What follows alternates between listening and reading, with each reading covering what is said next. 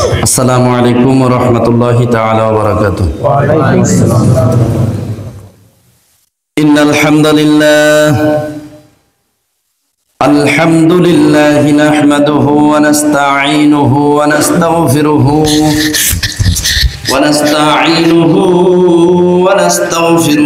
ونؤمن به ونتوكل عليه ونعوذ بالله من شرور أنفسنا ومن سيئات أعمالنا من يهده الله فلا مضل له ومن يضلله فلا هادي له نشهد أن لا إله إلا الله وحده لا شريك له ونشهد أن سيدنا ونبينا وشفيعنا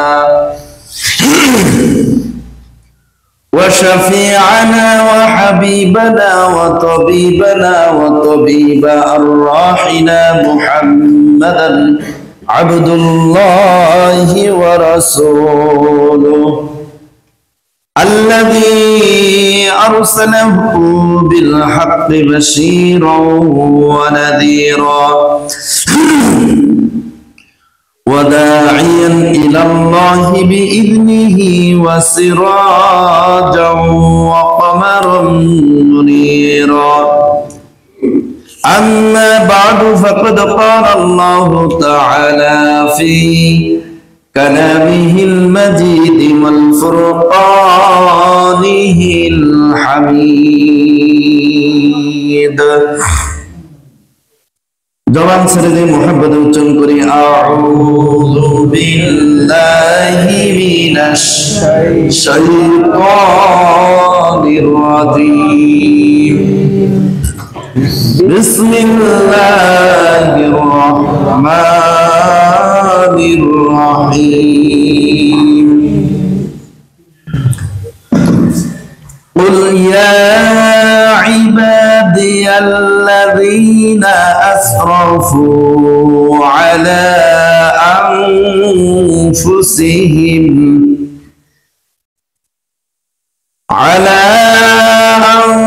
أنفسهم لا تقنطوا من رحمة الله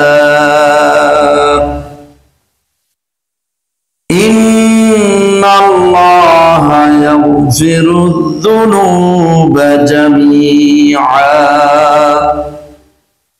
إنه هو الغفور الرحيم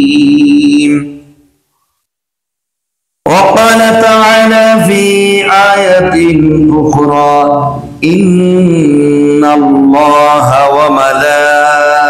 وملائكته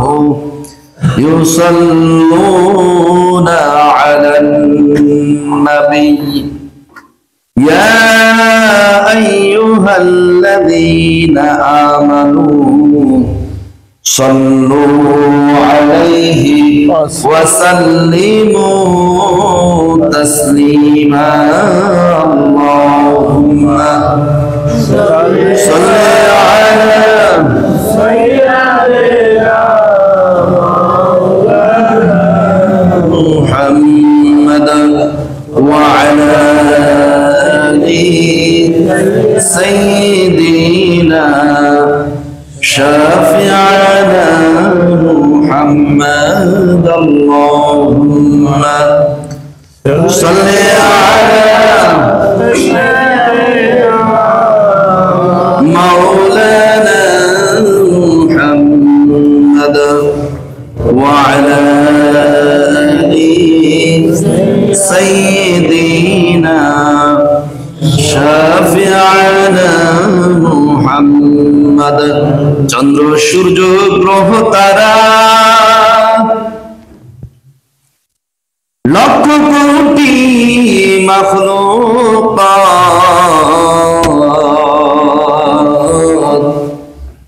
তাসবিহ পড়ে দুরূদ পড়ে আল্লাহ আপনার নামে দিবারাত আল্লাহুম্মা সাল্লি আলা সাইয়্যিদিনা মাওলানা মুহাম্মদ ওয়া আলা আলি সাইয়্যিদিনা شفيعنا محمد اللهم صل على سيدنا مولانا محمد وعلى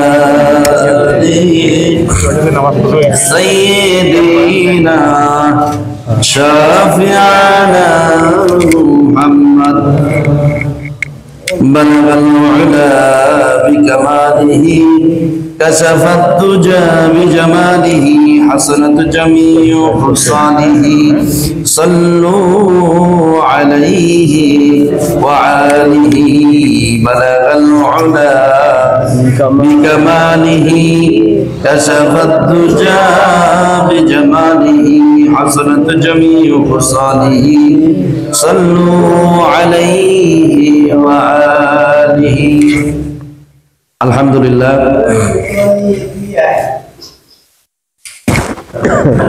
আমরা মহান আল্লাহ সুবহানাহু ওয়া তাআলার আলিশান দরবারে লক্ষ কোটি সুজুদ শুকরান পেশ করছি যে মহান মাবুদ একান্ত মেহেরবানি করে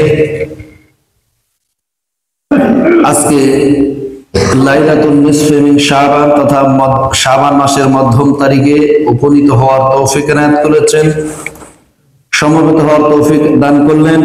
সেই সাথে সালাতুল ইশার নামাজ জামাতের সহিত আদায় করবার তৌফিক এনায়েত করলেন। আমরা সেই মহান আল্লাহ সুবহানাহু ওয়া তাআলার আলিশান দরবারে শুকরিয়া আদায় করছি, বলি আলহামদুলিল্লাহ।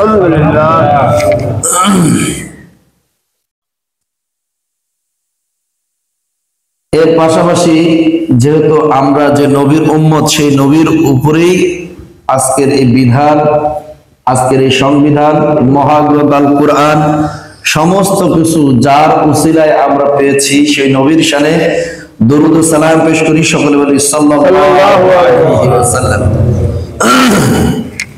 সম্মানিত হাজিরিন, আমি সম্ভবত দুপুরবেলা বলছিলাম যে লাইলাতুন নিসফে মিন শাবান কি? লাইল মানে রাত, লাইল মানে আগে লাইলাতুন নিসফে মিন শাবানটা কি এটা বুঝি। যেহেতু দুপুরে বলছি যে মাইক্রোস্কোপ যন্ত্র লাগাও খুঁজে পাওয়া যাবে না শবে বরাত শব্দটি কুরআন বা হাদিসে, তাই না? যেটা খুঁজে পাওয়া যাবে না সেটা নিয়ে আমরা বিতর্কিত না জড়াই, যেটাতে বিতর্ক নাই সেটা নিয়ে আমরা কথা বলি, আলোচনা করা ভালো। যারা এটা নাম দিয়েছে, এই নামটা আখ্যায়িত করেছে, তাদের হিসেবটা তারা তাদের দৃষ্টিকোণ থেকে এটাই বুঝেছে। লাইল মানে রাত, নিসফুন মানে মধ্যম তারিখের রাত, শাবান মাস। এটাকে আমাদের এই দেশটা যখন বাংলা ভাষার উৎপত্তি ছিল না, কি বলেন, বাংলাকে আমাদের পৃথিবীর শুরু থেকে এই দেশের ভাষা বাংলা ছিল না, বিভিন্ন ভাষার উৎপত্তি হয়েছিল এই দেশে। তার মধ্যে আমাদের পূর্বপুরুষ যারা উর্দু ফার্সির সাথে সম্পৃক্ত ছিল, তাই না, তাদের ভাষা কি ছিল? 1971 আগে উর্দু ফার্সি, তাই না? তো তারা ওই আগত মানে কোন জিনিস আসন্ন, আসছে, নিকটবর্তী হয়েছে, এরকম ব্যক্তিকে বলতো সব। কি বলতো? সব শব্দের অর্থ আগত বা আগমন হচ্ছে, এগিয়ে আসছে আমাদের দিকে, এটাকে কি বলে? সব। ফার্সিতে বলে সব। আর বারাত শব্দের অর্থ তারা আসলে বরাত বলে, ওরা কিন্তু বলে কি? সবে বরাত। আর মহাগ্রন্থ আল কোরআনুল কারীমের সূরাত তাওবার শুরুতেই আসছে বারাআতুম মিনাল্লাহ, তাই না? তো ওরা ওই বারাতকে এই বারাতের সঙ্গে টেনে নেয়। আসলে এটার যৌক্তিকতা ওই কোন মৌখিক যৌক্তিকতার সাথে ইসলামের সংবিধান কখনোই একত্রিত হতে পারে না, বরং এটা সাংঘর্ষিক। কুরআন ও সুন্নাহ যেটা পাওয়া যায় আমরা সেটার উপরেই আলোকপাত করব। রাসূলুল্লাহ সাল্লাল্লাহু আলাইহি ওয়াসাল্লাম বলেন, ইযা কানাত লাইলাতুন নিসফি মিন শাবান ফাকুলু লাইলাহা ওয়া সুমু ইয়াওমাহা। এই হাদিসটি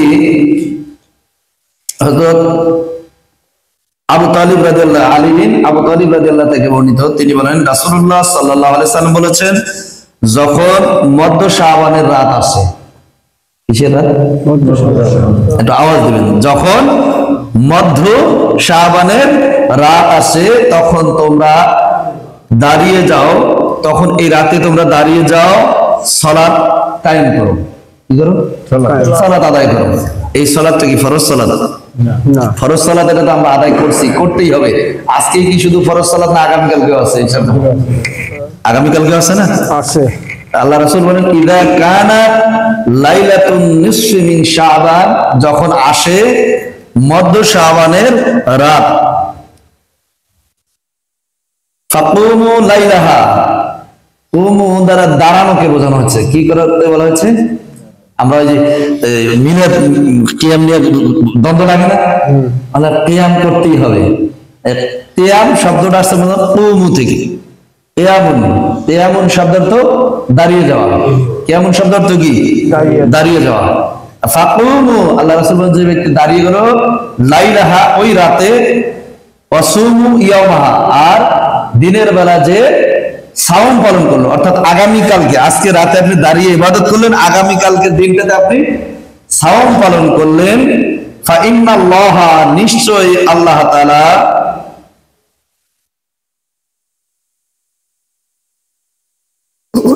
এখানে আসছে আরো একটু কথা আসছে যে ফাকুমু লাইলাহা ওয়াসুমু ইয়াওমাহা, যে রাতে দাঁড়িয়ে সালাত পড়লো এবং দিনে সাওম রাখলো। কেননা এদিন অস্তমিত, অর্থাৎ আজকের এই যে দিনটা 14 তারিখের দিনটা সূর্য অস্ত হওয়ার সঙ্গে সঙ্গেই 14 শাবানের রাত শুরু হয়েছে, তাই না?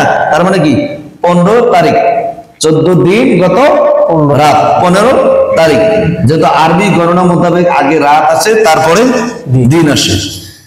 এই জন্য আল্লাহ রাসূল সাল্লাল্লাহু আলাইহি ওয়াসাল্লাম বলেন যে যখন সূর্য অস্তমিত হওয়ার পর যারা এই কিয়ামুল লাইল অর্থাৎ সালাতুল ইশা, সালাতুল মাগরিব পড়লো, সালাতুল ইশা আদায় করলো রাতের বেলা, ফাকুমু লাইলাহা, রাতের বেলা দাঁড়িয়ে সালাত কায়েম করলো, ওয়াসুমুহা, আর যে সাওম পালন করলো, তার জীবনের যত গুনাহ আছে আল্লাহ তাআলা এই গুনাহগুলো মাফ করে দেয়। সুবহানাল্লাহ। কেননা এদিন সূর্য অস্তমিত হওয়ার পর আল্লাহ তাআলা পৃথিবীর নিকটতম আকাশে আসে। কোন আকাশে? সামাইদ দুনিয়া। সামাইদ দুনিয়া বুঝেন? এই দুনিয়ার আকাশে আল্লাহ তাআলা নেমে আসে। সুবহানাল্লাহ বলবেন। এসে আল্লাহ তাআলা বলতে থাকে, আমার বান্দারা আমার কাছে চাও, কুল ইয়া ইবাদিয়াল্লাযীনা আসরাফু। আজকে তেলাওয়াত করছি কি? কুল ইয়া ইবাদিয়াল্লাযীনা আসরাফু। এটি সূরা জুমারের 53 নম্বর আয়াত। কত নম্বর আয়াত? 53 নম্বর আয়াত। আল্লাহ তাআলা বলছেন, এই কোরআন সূরাটা যদি আপনারা খুঁজে বের করতেছেন, আমি আরো সহজ করে বলি। কোরআনুল কারীমের 39 নম্বর সূরা, 3-9 39 নম্বর সূরা, সূরাতুজ জুমার, যার বাংলা অর্থ হচ্ছে দলবদ্ধ জনতা। সুবহানাল্লাহ বলবেন। মেলে কি আমরা এখানে কি দলবদ্ধ হইনি?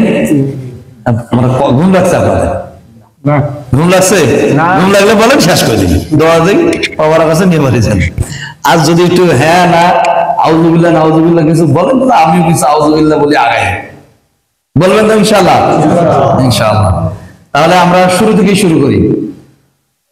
প্রথমত আমরা জানলাম যে আজকের রাতের গুরুত্বটা কি। রাতের গুরুত্বটা কি?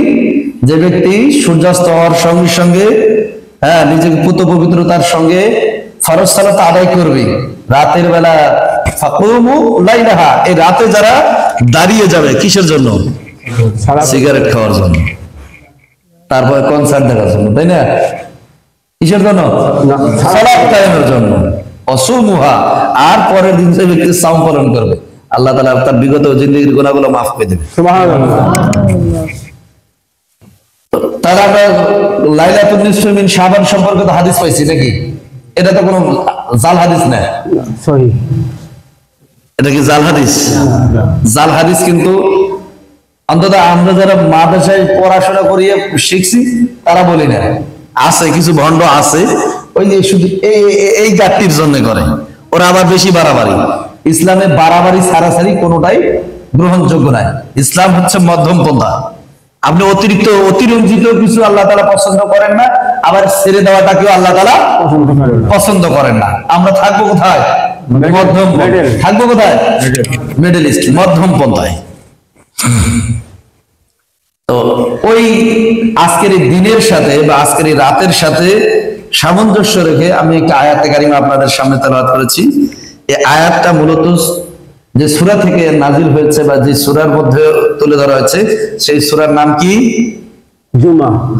জুমা না, সূরাতুজ জুমার। জুমার। জুমার। জুমার বলেন আমার সঙ্গে, সূরাতুজ জুমার। জুমার, যার বাংলা অর্থ দলবদ্ধ জনতা। দলবদ্ধ জনতা মানে অনেকগুলো লোক মিলে দলবদ্ধ হয় নাকি একা একাই থাকলে দলবদ্ধ? অনেক লোক নিয়ে। বাজারে যারা লম্বা লম্বা টান মারতেছে, আমি হাজারো নিষেধ করলাম যে একজন ব্যক্তি দ্বারা বলেন যে এইটার উপকারিতা আছে, তারপরেও কিন্তু ছাড়তে পারেন না কেউ। এর ফজিলতও বললেন না, এর অপকারিতাও বললেন না। পৃথিবীতে এমন একটা খাবার, যে খাবারটার যিনি প্রস্তুত করেন, যিনি তৈরি করেন, অন্য যত খাবার আছে সমস্ত খাবারে বলা হয় আমারটাই সেরা। কথা বলেন, বাজারের সেরা চাল, বাজারের সেরা রুটি, তারপর কি বাজারের সেরা বিস্কিট লেখা থাকে না?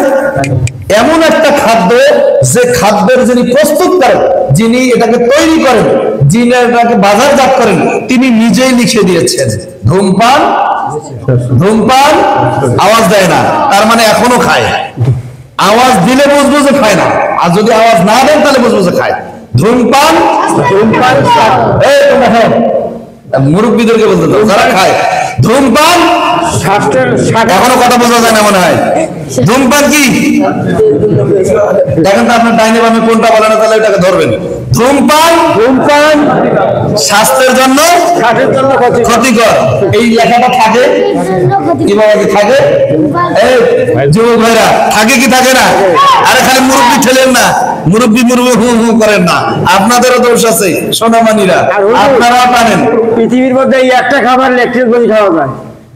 এমন একটা খাদ্য দেখেন, আমি বলি এমন একটা আসতেছি পর্যায়ক্রমে আসি, যে খাবারটার গায়ে যিনি প্রস্তুত করছে, যিনি এটাকে বাজারজাত করছে, সে নিজেই লিখে দিচ্ছে এর বদনাম। কি বলেন? এর বদনামটা লেখা নাই যে ধূমপান স্বাস্থ্যের জন্য ক্ষতিকর, এটি মারাত্মক ঝুঁকিপূর্ণ। কোন কোন কোম্পানি লিখে রেখে এটা মৃত্যুর কারণ। মৃত্যুর কারণ কি বলেন? এটা ছিল আগে অ্যানালগ পদ্ধতি। এটা কি ছিল আগে? অ্যানালগ, মানে শুধু লেখার মধ্যেই সীমাবদ্ধ ছিল। তারপরে যখন মানুষ মানে যারা প্রস্তুত করে, তারা যখন দেখলো হারে এই লিখে দেওয়ার পরে তো এদেরকে ছাড়াইতে পারলাম না, এখন ডিজিটাল কায়দায় সুন্দর করে একদম প্রিন্টিং করিয়া সচিত্রে দিছে, মগজ টগজ সব হয়ে গেছে। কি বলেন তাই নাই? কোনটা তার মধ্যে নাই দেখান তো। এরপরে পাবলিক ওইটার প্রতি মহব্বত ছাড়তে পারে না, ওইটাকে দেখলেই বাস চোখ বন্ধ করে নিয়ে বের করে করে, কি করে না? এমন একটা খাদ্য যেটাতে প্রস্তুত করা স্বয়ং নিজেই এটা বদনাম লেখে শেষ করতে পারে না, সচিত্র দিচ্ছে, এরপরে মহব্বত ছাড়তে পারে না। বুঝতে হবে এর ইমানটা তার ভেতর থেকে ডিলিট হয়ে গেছে। এত এত এত বোঝানোর পরেও যদি আপনার এটা শুধু এটা, সবচেয়ে বড় মজার বিষয় জানেন, আমরা অনেকে জানি না। আমি মাঝে মাঝে এখন তো ওই কোম্পানির চাকরির কারণে ওই প্রোগ্রামগুলো অ্যাটেন্ড করতে পারি না। এই যে বিভিন্ন সময় দেখবেন যে ইমামদেরকে নিয়ে জেলা পরিষদে প্রোগ্রাম করে না, তারপরে আপনার যে চেয়ারম্যানের এটা কি বলে কাউন্সিল অফিসে করে না, কাউন্সিল মেয়রের ক্ষেত্রে কাউন্সিলের ইউনিয়ন বোর্ডে করে না, মাঝে মাঝে আমাদের আগে চেয়ারম্যান নিয়ে করতো না, আমাদেরকে নিয়ে ইমামদেরকে নিয়ে ওই প্রোগ্রামের মধ্যে এরকম আমাদের কিছু প্রোগ্রামে আমাদেরকে নেওয়া হতো, আমাদেরকে শেখানো হতো, জানানো হতো, যারা এটাকে নিয়ে গবেষণা করে রিসার্চ করে, বা একটু একটু এদিকে কাঁদেন, কি হলো আপনাদের লাগলো কেন? শোনেন, এদিকে কাঁদেন, এখানে বুঝার বিষয় আছে। যারা এইটাকে নিয়ে গবেষণা করে প্রতিনিয়ত, মানে স্বাস্থ্য অধিদপ্তর, আমাদের কি প্রোগ্রামগুলো মূলত কিন্তু স্বাস্থ্য অধিদপ্তর থেকে নেওয়া হয়। স্বাস্থ্য অধিদপ্তর তো হুজুরদের নিজস্ব তৈরি করা, তাই না? হ্যাঁ, ব্র্যাক, ইউএসডি, তারপরে আরো কি কি আছে না, এরা কি যদিও ইসলামের দৃষ্টিতে এদের সাথে আমাদের যায় না, সামঞ্জস্য থাকে না, কিন্তু তারপরে এরা জনসমর্থনে জনগণের উন্নয়ন কল্পে যাতে এগুলা সমাজে ছড়ায় না যায়, এই জন্য ইমামদেরকে, তারাও বিশ্বাস করে যে এই কথাগুলো তারা বললে কোনো কাজ হবে না, কিন্তু একজন ইমাম যখন মসজিদে তাকে সুন্দর করে বয়ানের মাধ্যমে উপস্থাপন করবে, তখন মানুষ কিছুটা হলেও মানতে রাজি। কি বলেন, কিছুটা হলেও মানতে বাধ্য থাকবে। তো আমাদেরকে যখন নিয়ে যাওয়া হতো, আমার স্পষ্ট মনে আছে, USAID একটা সংস্থা আছে না, এই সংস্থায় আমাদেরকে প্রোগ্রাম নিয়ে যাওয়া হলো। তাতে এই যে ধূমপান, এটা যে কতটা ক্ষতিকারক, যিনি ধূমপান করেন তিনি যতটা ক্ষতিগ্রস্ত হন না, তার থেকে শতগুণ ক্ষতিগ্রস্ত হয় তার আশপাশের লোকগুলো। ঠিক। কেন আমি বলি, উনি তো মুখে নিচ্ছে, ধোঁয়াটা গিলে খায়, এরকম দেখতে আছে? না, হ্যাঁ, খায় আবার ছাড়ে। খায় কি না, মানে খায় না, পান করে। এটা ধূমপানটা, এই ধোঁয়াটাকে ভিতরে টেনে নেয়, নেওয়ার পরে কিছু সময় ধরে থাকে, তারপর ছেড়ে দেয়, এরকমটাই তো করে নাকি? হ্যাঁ। এখন দেখেন, প্রথমত বিষয় হচ্ছে তার শরীরে যত জীবাণু আছে, এই ধোঁয়াটা ওইটার সাথে সংমিশ্রণ হয়ে যায়। কি হয়? সম্মিশ্রণ। সংমিশ্রণ হয়ে যায়, ওই ধোঁয়াটার সঙ্গে তার জীবাণুগুলো মিশ্রণ হয়ে যায়। যখন সে ধোঁয়াটা ছেড়ে দেয় নাকে মুখে, এই ধোঁয়াটা যতজন ব্যক্তির কাছে পৌঁছায়, তার ভিতরে ওই জীবাণুটা ওই ব্যক্তির শরীরে ঢুক পড়ে। তাহলে আপনি নিজে একাই শুধু ক্ষতিগ্রস্ত হচ্ছেন না, আপনার দ্বারা আপনার পরিবার থেকে শুরু করে আপনার এলাকা, পাড়া, মহল্লা, পুরা সমাজবাসী এর ক্ষতিগ্রস্ত হচ্ছে। আপনি খাচ্ছেন, আবার ওই যে একটু আগে মতের ভাই কথাটা বলুন, টয়লেটে কিছু কিছু লোক আছে গুল আর একটা কি, গুল, তামাক আর সিগারেট, মানে ঘুরিবি কিন্তু একই জাতের।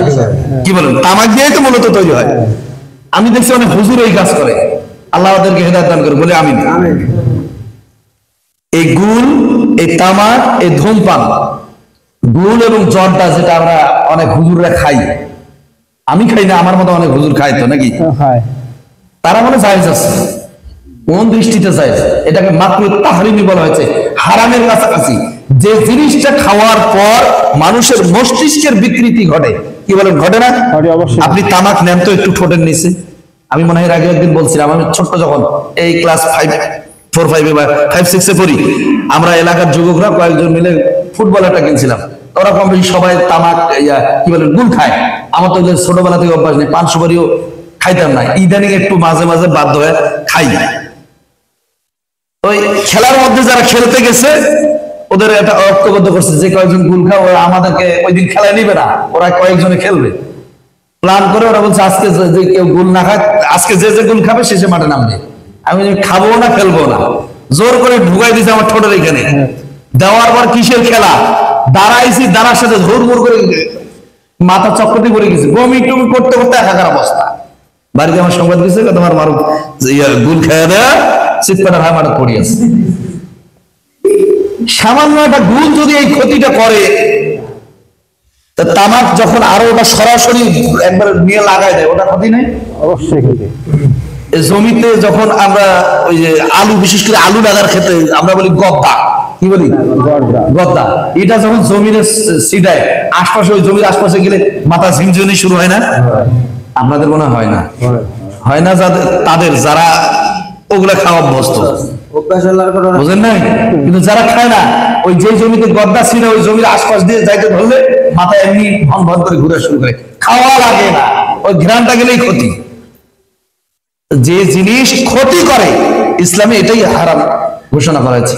আর ওই তামাকে নেও, আর গুলে নেও, আর বিড়ি খাও, আর ওই যে বাবার ইয়াবা, যাই খাক না কেন, যেটা খেলে মানুষের মস্তিষ্কের বিকৃতি হয়, এটাই হারাম। যদি তাই না হতো তাহলে মদটাও জায়েজ ছিল। মদ তৈরি হয় কি দিয়ে? মদের প্রধান উপাদান জানেন কি আপনারা? আঙ্গুর, আঙ্গুরের রস। এটাকে দীর্ঘ সময় একটা নির্দিষ্ট তাপমাত্রায় নির্দিষ্ট সময় রেখে এটাকে পচায় এর সঙ্গে কিছু মেডিসিন মিশ্রণ করে এটাকে একটা নেশায় পরিণত করে। ওইটা, ওই রসটাও তো আপনার জন্য জায়েজ ছিল। কখন হারাম হলো? যখন এটাকে নির্দিষ্ট সময়ে নির্দিষ্ট তাপমাত্রায় রেখে পচায় একটা দুর্গন্ধ সৃষ্টি হয়, আবার এটাতে কিছু মেডিসিন সংমিশ্রণ করা হয়, খাওয়ার পরে মাথা ঝিমঝিমানি হয়, নাকি হয়? অনেকে আবার দেখি যে ঢোলে করে, কি করে না? যেটা খেলে মস্তিষ্কের বিকৃতি হয়, শরীরের ঘাটতি হয়, সমাজের ক্ষতি হয়, এটা ইসলামে হারাম, এটা ইসলামে নিষিদ্ধ করা হয়েছে। এজন্য এমন কোন কাজ যেটা আমার আপনার দ্বারা যেন না হয়, যেটা করলে সমাজের ক্ষতি, নিজের ক্ষতি, পরিবারের ক্ষতি, এই কাজগুলো থেকে আমরা বিরত থাকবো ইনশাআল্লাহ। বলি ইনশাআল্লাহ। ইনশাআল্লাহ। তো আমি বলছিলাম কি, আজ জুমার শব্দের অর্থ দলবদ্ধ জনতা, মানে ঐক্যবদ্ধ হয়ে কিছু লোক একত্রিত হয়ে যে স্থানটা দখল করে, এটাই দলবদ্ধ জনতার একটি স্রোত, তাই না? এই সূরার এই সূরার নাম্বার হচ্ছে 39 নাম্বার, 3-9 39, আর এই সূরার 5-3 53 আয়াত। এই আয়াতটা আমি তেলাওয়াত করেছি। আল্লাহ তাআলা যদি তৌফিক দেয়, আমি চেষ্টা করব এই আয়াতের আলোকে কিছু সময় আলোচনা করার। থাকবেন তো আপনারা ইনশাআল্লাহ? রব্বুল আলামিন বলেন, কুল ইয়া ইবাদিয়াল্লাযীনা আসরাফু, তেলাওয়াত করতে পারেন আপনারা? যদি পারেন, আমার না পারলে মুখের সাথে মুখ মিলার সওয়াব আছে, নাকি মনে হবে? সওয়াব হবে। বলেন আমার সঙ্গে, কুল ইয়া ইবাদিয়াল্লাযীনা আসরাফু আলা আনফুসিহিম লা তাকনাতু মির রাহমাতিল্লাহ ইন্নাল্লাহা ইয়াগফিরুয যুনুবা জামিআ ইন্নাহু হুয়াল গফুরুর রহিম। আল্লাহ তাআলা বলেন, কুল, কি বলেন?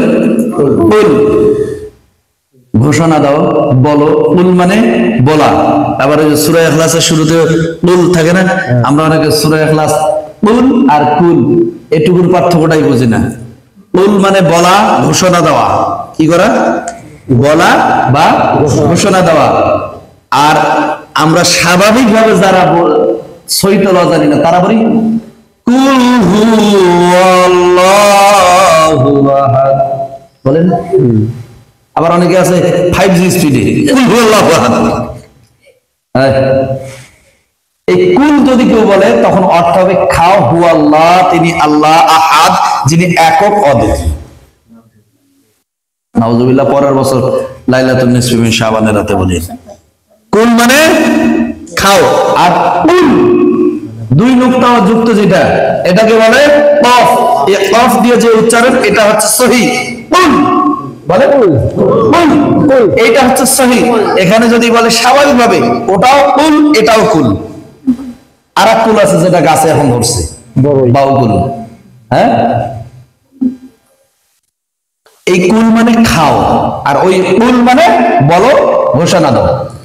তো রব্বুল আলামিন বলেন, কুল, ঘোষণা করে দাও, ইয়া ইবাদিয়াল্লাযীনা আসরাফু, আমার এই কথা, হে আমার বান্দাগণ, হে আমার দাসগণ। আমরা কি আল্লাহ তাআলার দাস না? আমরা আল্লাহ তাআলার গোলাম না? শুধু গোলাম না, গোলামের ঘরে গোলাম। আমার বাপও যার গোলাম, আমিও তার গোলাম। আমার পরবর্তী আমার সন্তানরাও তার গোলাম। কার গোলাম? আল্লাহর গোলাম, আল্লাহ তাআলার গোলাম। আল্লাযীনা আসরাফু, তোমরা যারা নিজেদের প্রতি, আসরাফ শব্দের অর্থ জুলুম। আসরাফ শব্দের অর্থ কি?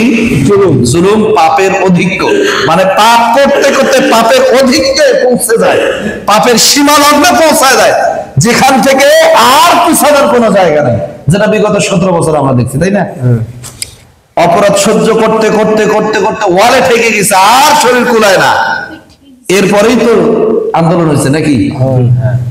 আল্লাহ তাআলা বলেন, কুল ইয়া, কুল, ঘোষণা করে দাও, বলো, ইয়া ইবাদিয়াল্লাযীনা আসরাফু। এই কথাটা কিন্তু আল্লাহ তাআলা নবীকে বলেছেন, যে নবী হে, আপনি বলে দিন, ঘোষণা করে দিন। নাকি আপনাকে আমাকে ওই সময় বলছে? আমরা তো ছিলাম না, আমাদের অস্তিত্বই ছিল না, তাই না? নবীকে আল্লাহ তাআলা জানিয়ে দিচ্ছেন, কুল, নবী হে, আপনি বলুন, ইয়া ইবাদিয়াল্লাযীনা আসরাফু। এখানে কিন্তু ব্যাখ্যায় দেখবেন, আমার এই কথা, মানে এই কথাটা মূলত আল্লাহর রাসূল বলেন না, বলছেন কে? আল্লাহ। আওয়াজ দিতে কেন জানি আপনাদের অলসতা, মনে হচ্ছে ঘুম লাগছে। কার কথা? আল্লাহর কথা। আল্লাহ তাআলা বলছেন, কুল, নবী হে, আপনি ঘোষণা করে দিন আমার এই কথাটা, কি? ইয়া ইবাদিয়াল্লাযীনা আসরাফু, হে আমার দাসগণ, হে আমার বান্দাগণ, আমার যারা গোলামি করো, তোমরা যারা নিজেদের প্রতি জুলুম করেছো, ইয়া ইবাদিয়াল্লাযীনা আসরাফু, তোমরা যারা জুলুম করেছো নিজেদের প্রতি, অন্যের প্রতি তো পরে হিসাব, নিজের প্রতি যারা জুলুম করছে, করে না? বুঝেন না আমার কথাটা?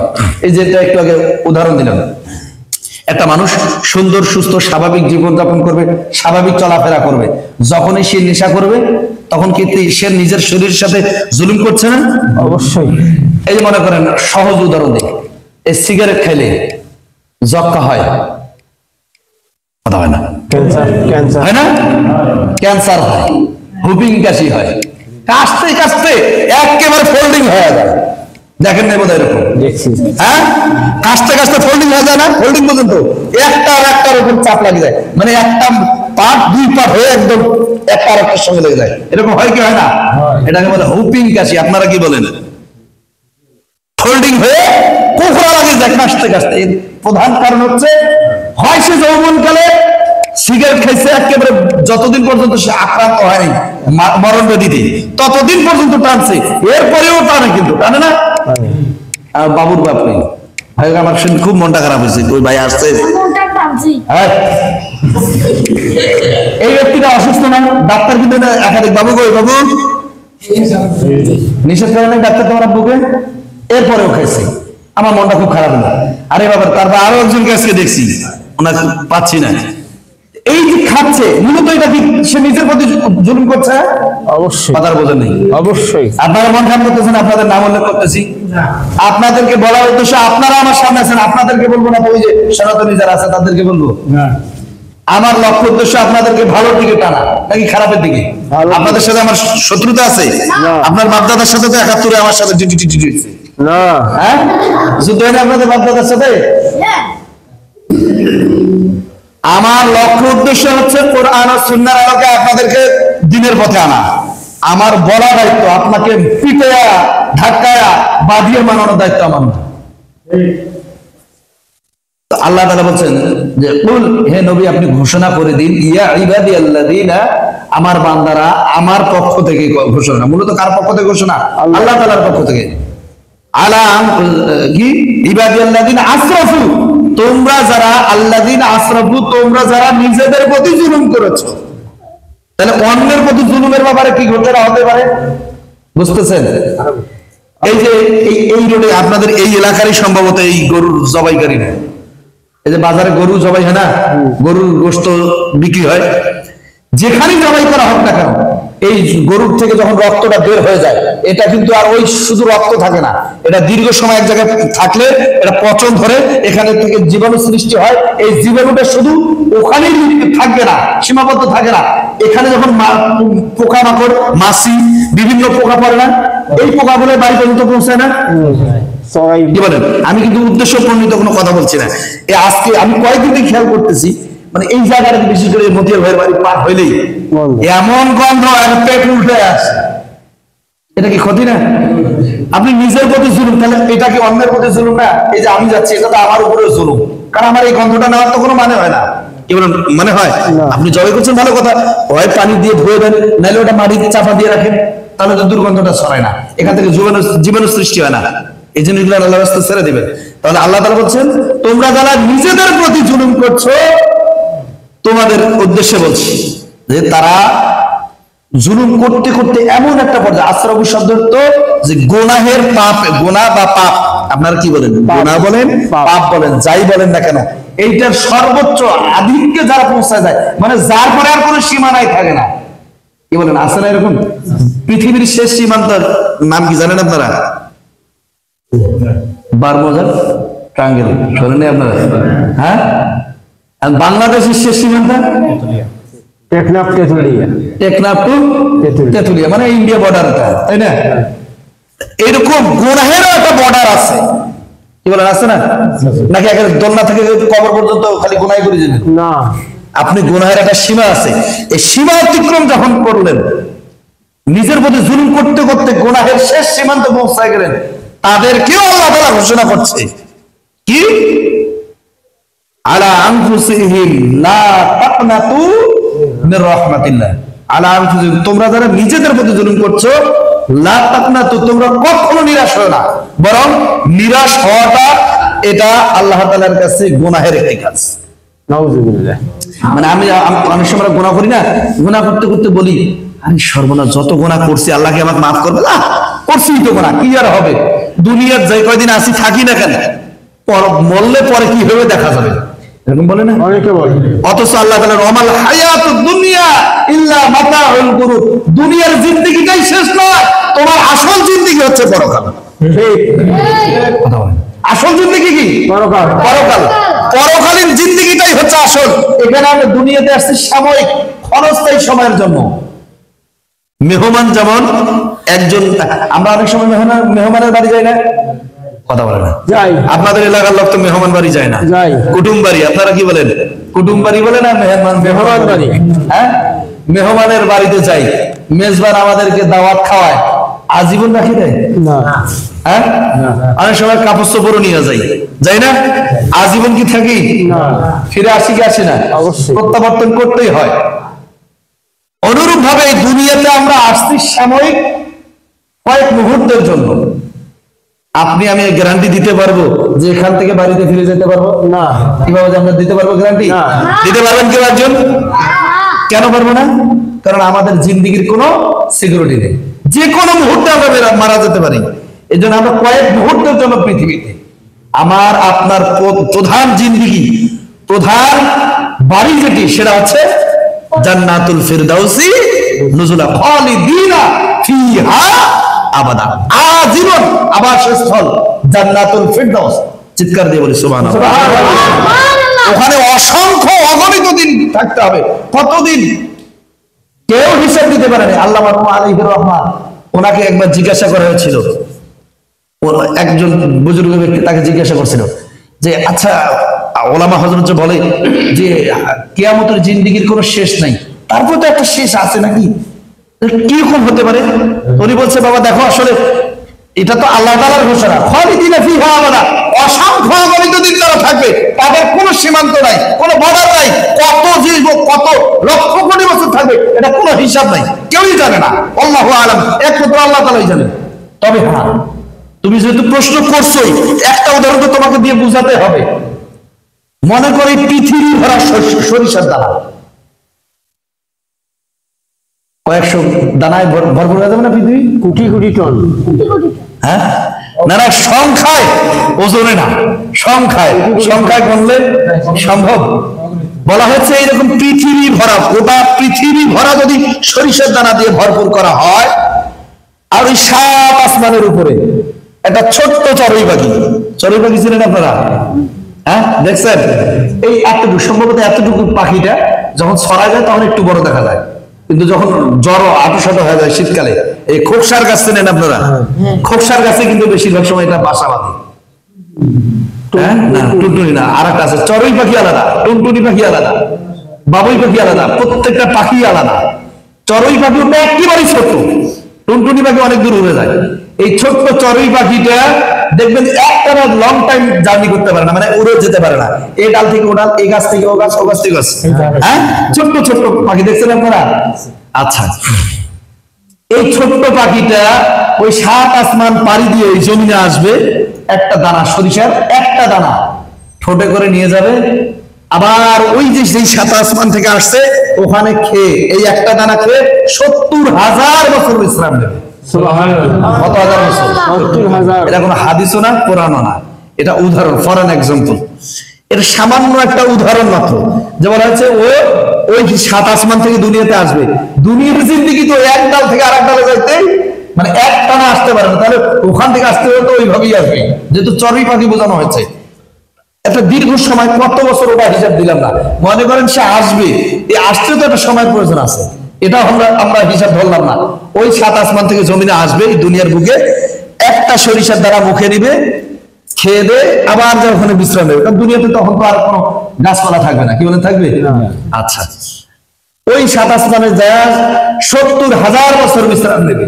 কত হাজার বছর? ৭০,০০০। এই পৃথিবীর হিসাবে ৩৬৫ দিন এক বছর, এরকম ৭০,০০০ বছর। পৃথিবীর ১,০০০ বছর কিয়ামতের একদিন। পৃথিবীর 1000 বছর সমান সমান কিয়ামতে একদিন। এখন ওটাকে ভাগ দেন, কতটা সংকীর্ণ সময়। এরকম 50 আলফা সানাতিন মিম্মা তাউদুন, পৃথিবীর 50,000 বছর, 50,000 বছর যে হবে কিয়ামত সংঘটিত হবে, সেই দিনটা হবে কিয়ামত দিবসটাই হবে 50,000 বছর সমতুল্য। আর সেটা হবে এই কিয়ামতের 1000 বছর, কিয়ামতের একদিন। এইরকম হিসাবে, দুনিয়ার হিসাবে না, এই একটা দানা খেয়ে 70, কিয়ামতের 70,000 বছর এক টানা বিশ্রাম নেবে, আবার 70,000 বছর পর জমিনে আসবে, একটা দানা খাবে, 7 আসমানে চলে যাবে, আবার 70,000 বছর বিশ্রাম নেবে, আবার 70,000 বছর পর দুনিয়াতে আসবে, একটা দানা নিয়ে যাবে। এইভাবে গোটা পৃথিবী ভরা সরিষার দানা একটা টরি খালি শেষ হবে আর না হবে না? একদিন না একদিন শেষ হবে। কথা বোঝেননি? শেষ হবে, একদিন না একদিন শেষ হওয়ার সম্ভাবনা আছে কিনা? আছে। 100% আছে। যেহেতু যেটা খাচ্ছে সেটা তো আর জন্মাচ্ছে না। এরকম 70 প্রতি 70,000 বছরের বিরতিতে একটি করে দানা খাবে, 70,000 বছর বিশ্রাম নেবে। কোথায়? 7 আসমানে। আবার আসবে, আবার যাবে, আবার আসবে, আবার যাবে, আবার আসবে, আবার যাবে। এইভাবে একদিন কিয়ামত ওই পাখিটার দ্বারা সরিষার দানা এই দুনিয়া থেকে নিয়ে যাওয়া খাওয়া সম্ভব, শেষ হওয়া সম্ভব, কিন্তু কিয়ামতের জিন্দেগির কোনো শেষ নাই। সুবহানাল্লাহ। এরপরে আপনাদের সুবহানাল্লাহ বানাই, কত লক্ষ কোটি বছর সেখানে আমরা থাকবো, চিন্তা করা যায়? কোন ক্যালকুলেটরের বড় ক্যালকুলেটর তার বাবা দাদা নানা 14 গোষ্ঠী হিসাব করে বের করে দেখাতে পারবে এই হিসাব? পৃথিবীর হায়াত আপনার আমার কয়দিন?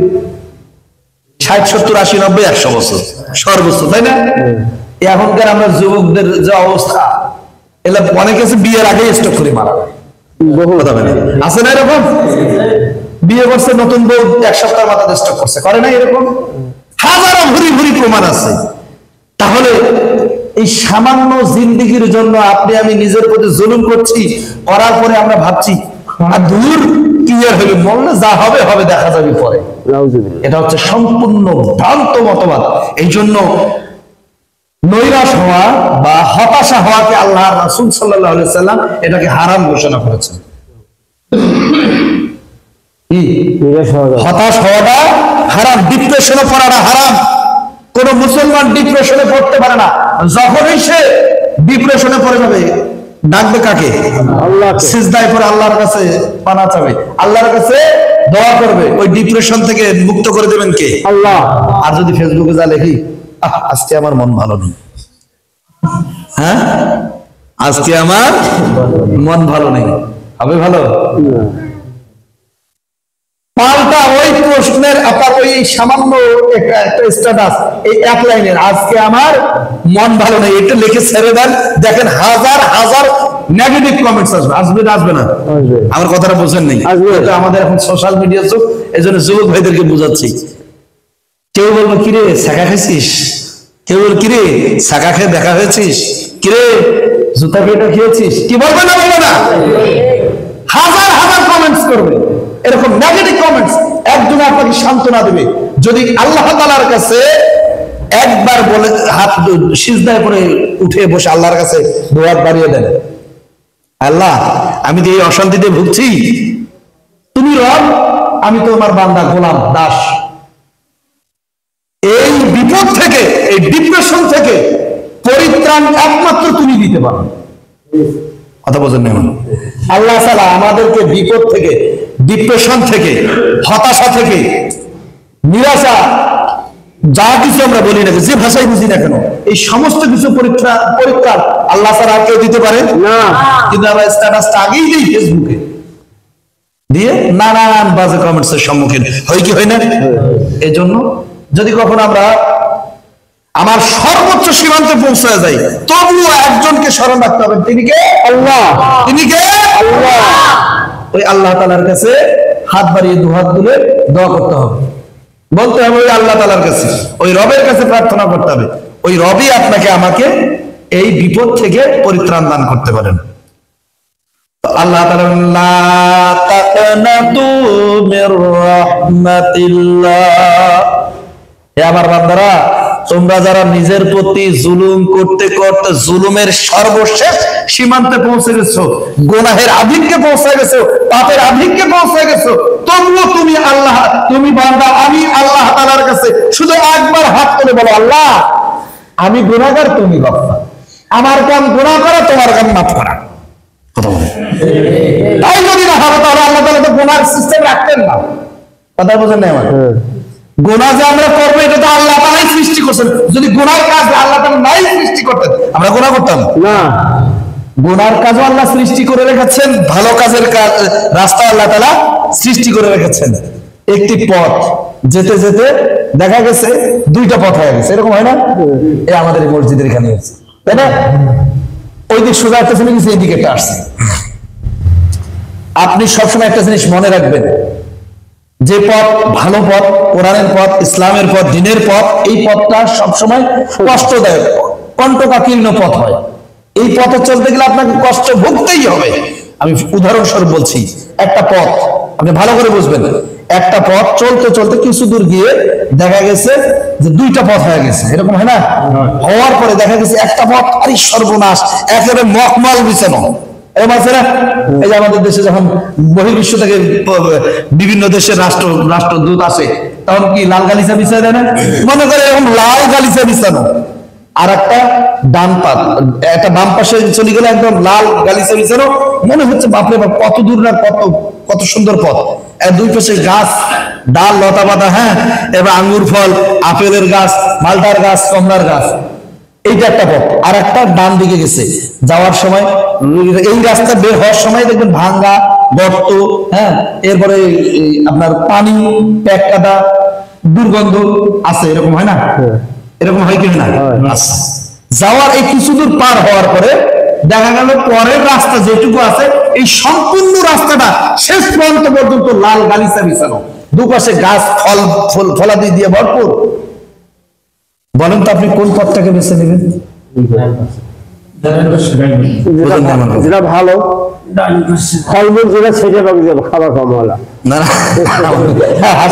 এরা বোঝার বিষয় আছে, আমি বাস্তবতা দিয়ে বোঝানোর চেষ্টা করছি। দেখেন, একটা ভালো করে আবার বোঝেন, আপনি যাচ্ছেন, যাওয়ার পথে একটা রাস্তা চলে গেল ডান দিকে, একটা বাম দিকে, দুইটাই তো রাস্তা, হিজবুল্লাহ, হিজবুল শায়াতিন। কি বলেন? দ্বীন ইসলামের দৃষ্টিকোণ থেকে, কোরআন সুন্নাহর দৃষ্টিকোণ থেকে, ইসলামের দৃষ্টিকোণ থেকে পথ কয়টি? দুইটি, হিজবুল্লাহ, হিজবুল শায়াতিন। একটা আল্লাহর দল, একটা শয়তানের দল। বাছাই করার দায়িত্ব আপনার। প্রথমে আপনি দেখলেন একটা পথ, যাওয়ার পথে ভাঙা চূড়া, যত বিপদ আপদ, হ্যাঁ, এই রাস্তা। তারপর রাস্তাটা বেশ হয়তো 2-4 কিলোমিটার চলার পরে তারপরে পুরো রাস্তাটা একদম সচ্ছরা, পুরো হাইওয়ে, হ্যাঁ। আর একটা আপনার এই রাস্তাটা শুরু থেকেই সেই রাস্তা একেবারে, মানে কি বলবো, ঢাকা কি জানি এটা 400 ফিট না কত ফিট একটা রাস্তা হয়েছে না? হ্যাঁ, 300 ফিট। মানে এরকম একদম চকচকে ঝকঝকে, খালি মনটা চায় যে গড়ি গড়ি চলে যায়, হাঁটিয়ে না, গড়ায় গড়া যায়, এরকম হয় না? এমন কিছু রাস্তা আছে। এই দুইটা পথ, এই পথটা কিছু দূর 2-4-5 কিলোমিটার যাওয়ার পরে দেখা গেছে পুরা রাস্তাটাই ভাঙ্গা চূড়া।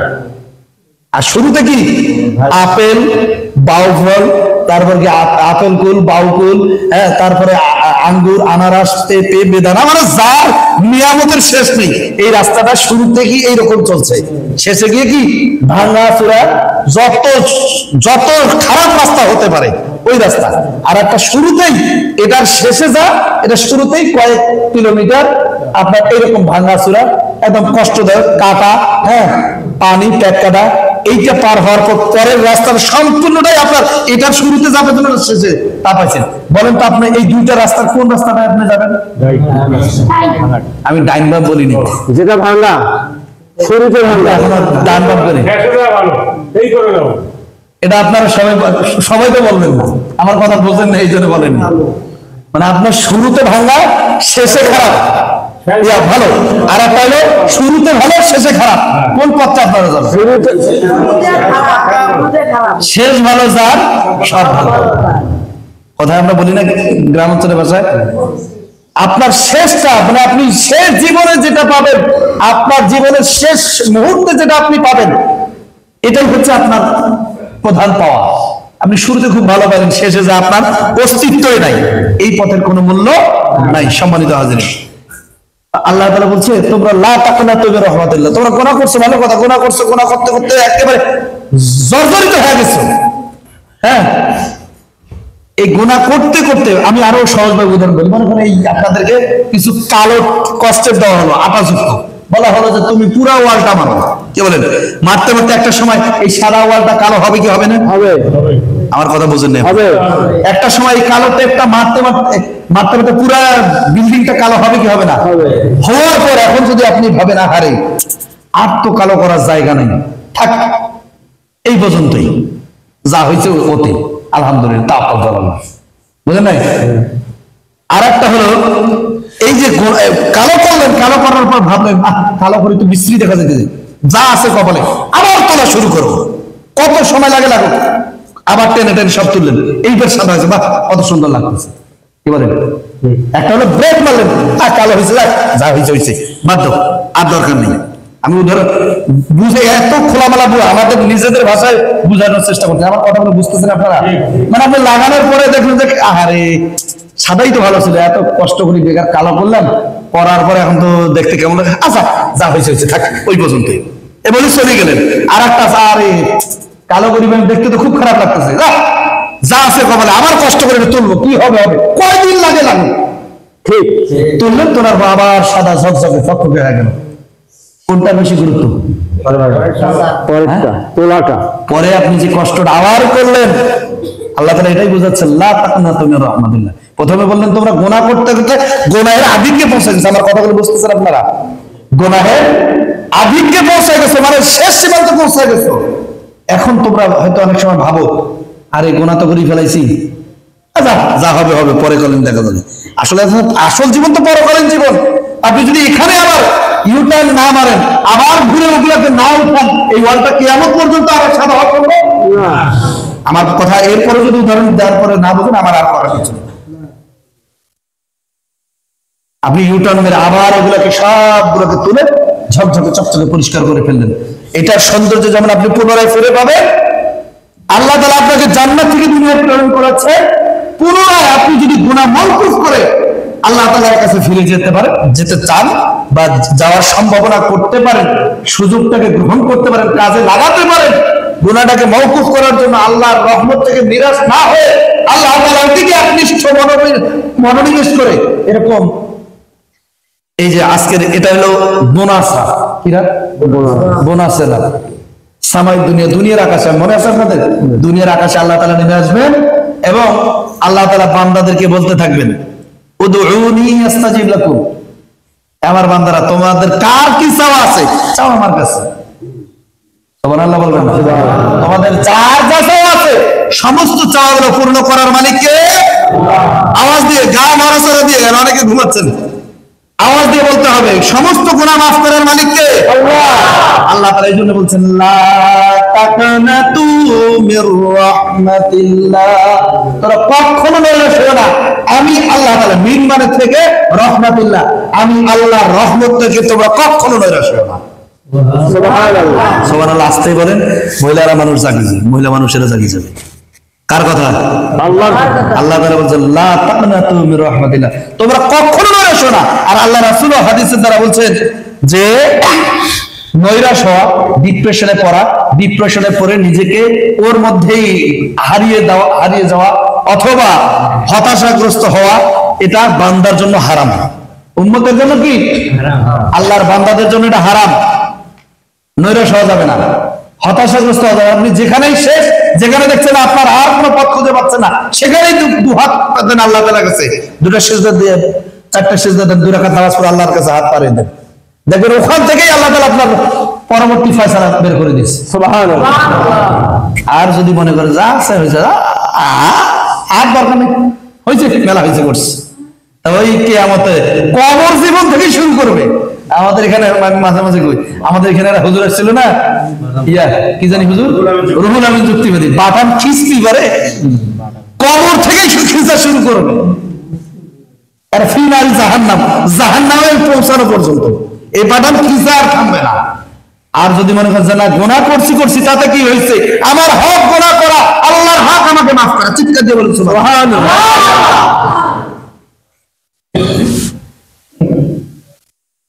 কাজেই আমরা গুনাহ করতে ভালোবাসি, আল্লাহ তাআলা মাফ করতে ভালোবাসে।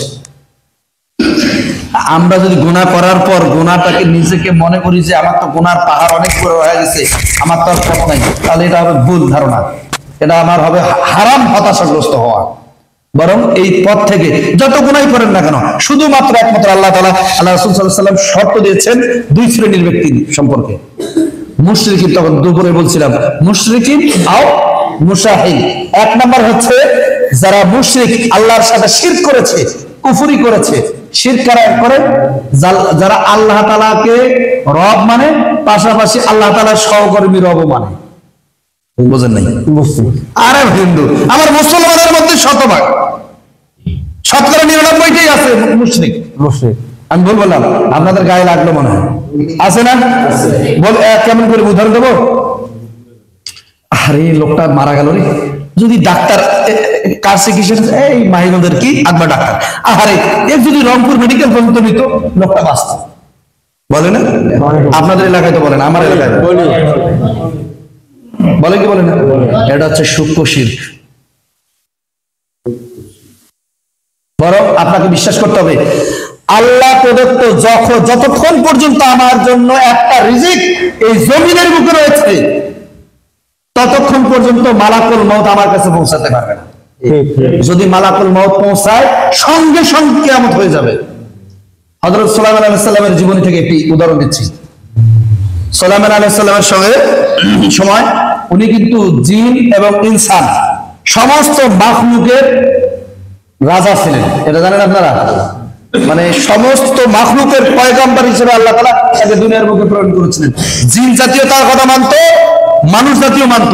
এছাড়াও মানুষ এবং জিন ছাড়া যত মাখলুক আছে পৃথিবীতে বিচরণ করে, পিঁপড়াতে ছোট্ট পিপিলিকা থেকে শুরু করে বনের বড় বড় জীবজন্তু জানোয়ার, সমস্ত মাখলুক হযরত সুলাইমান আলাইহিস সালামের কথাগুলোকে শুনতো, মানত, অনুসরণ করত।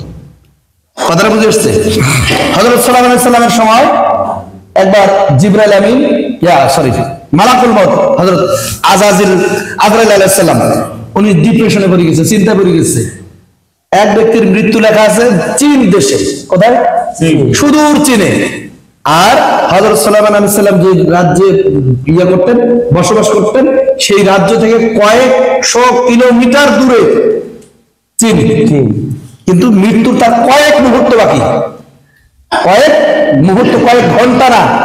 আর ওই সময় রকেটের ব্যবস্থা ছিল না যে এবার সে তুলি দিয়ে রকেটের পাশে আগুন লাগাতে না ওখানে যা পৌঁছাবে, এরকম সুযোগ ছিল না। আজরাইল আলাইহিস সালাম চিন্তা করে গেছে, সর্বনাশ, এই ব্যক্তির মৃত্যুর সীমানা তো অমুক জায়গায়, সময়ও ঘনিয়ে আসছে, কিন্তু এই ব্যক্তি তো এখনো হযরত সুলাইমান আলাইহিস সালামের রাজত্বে।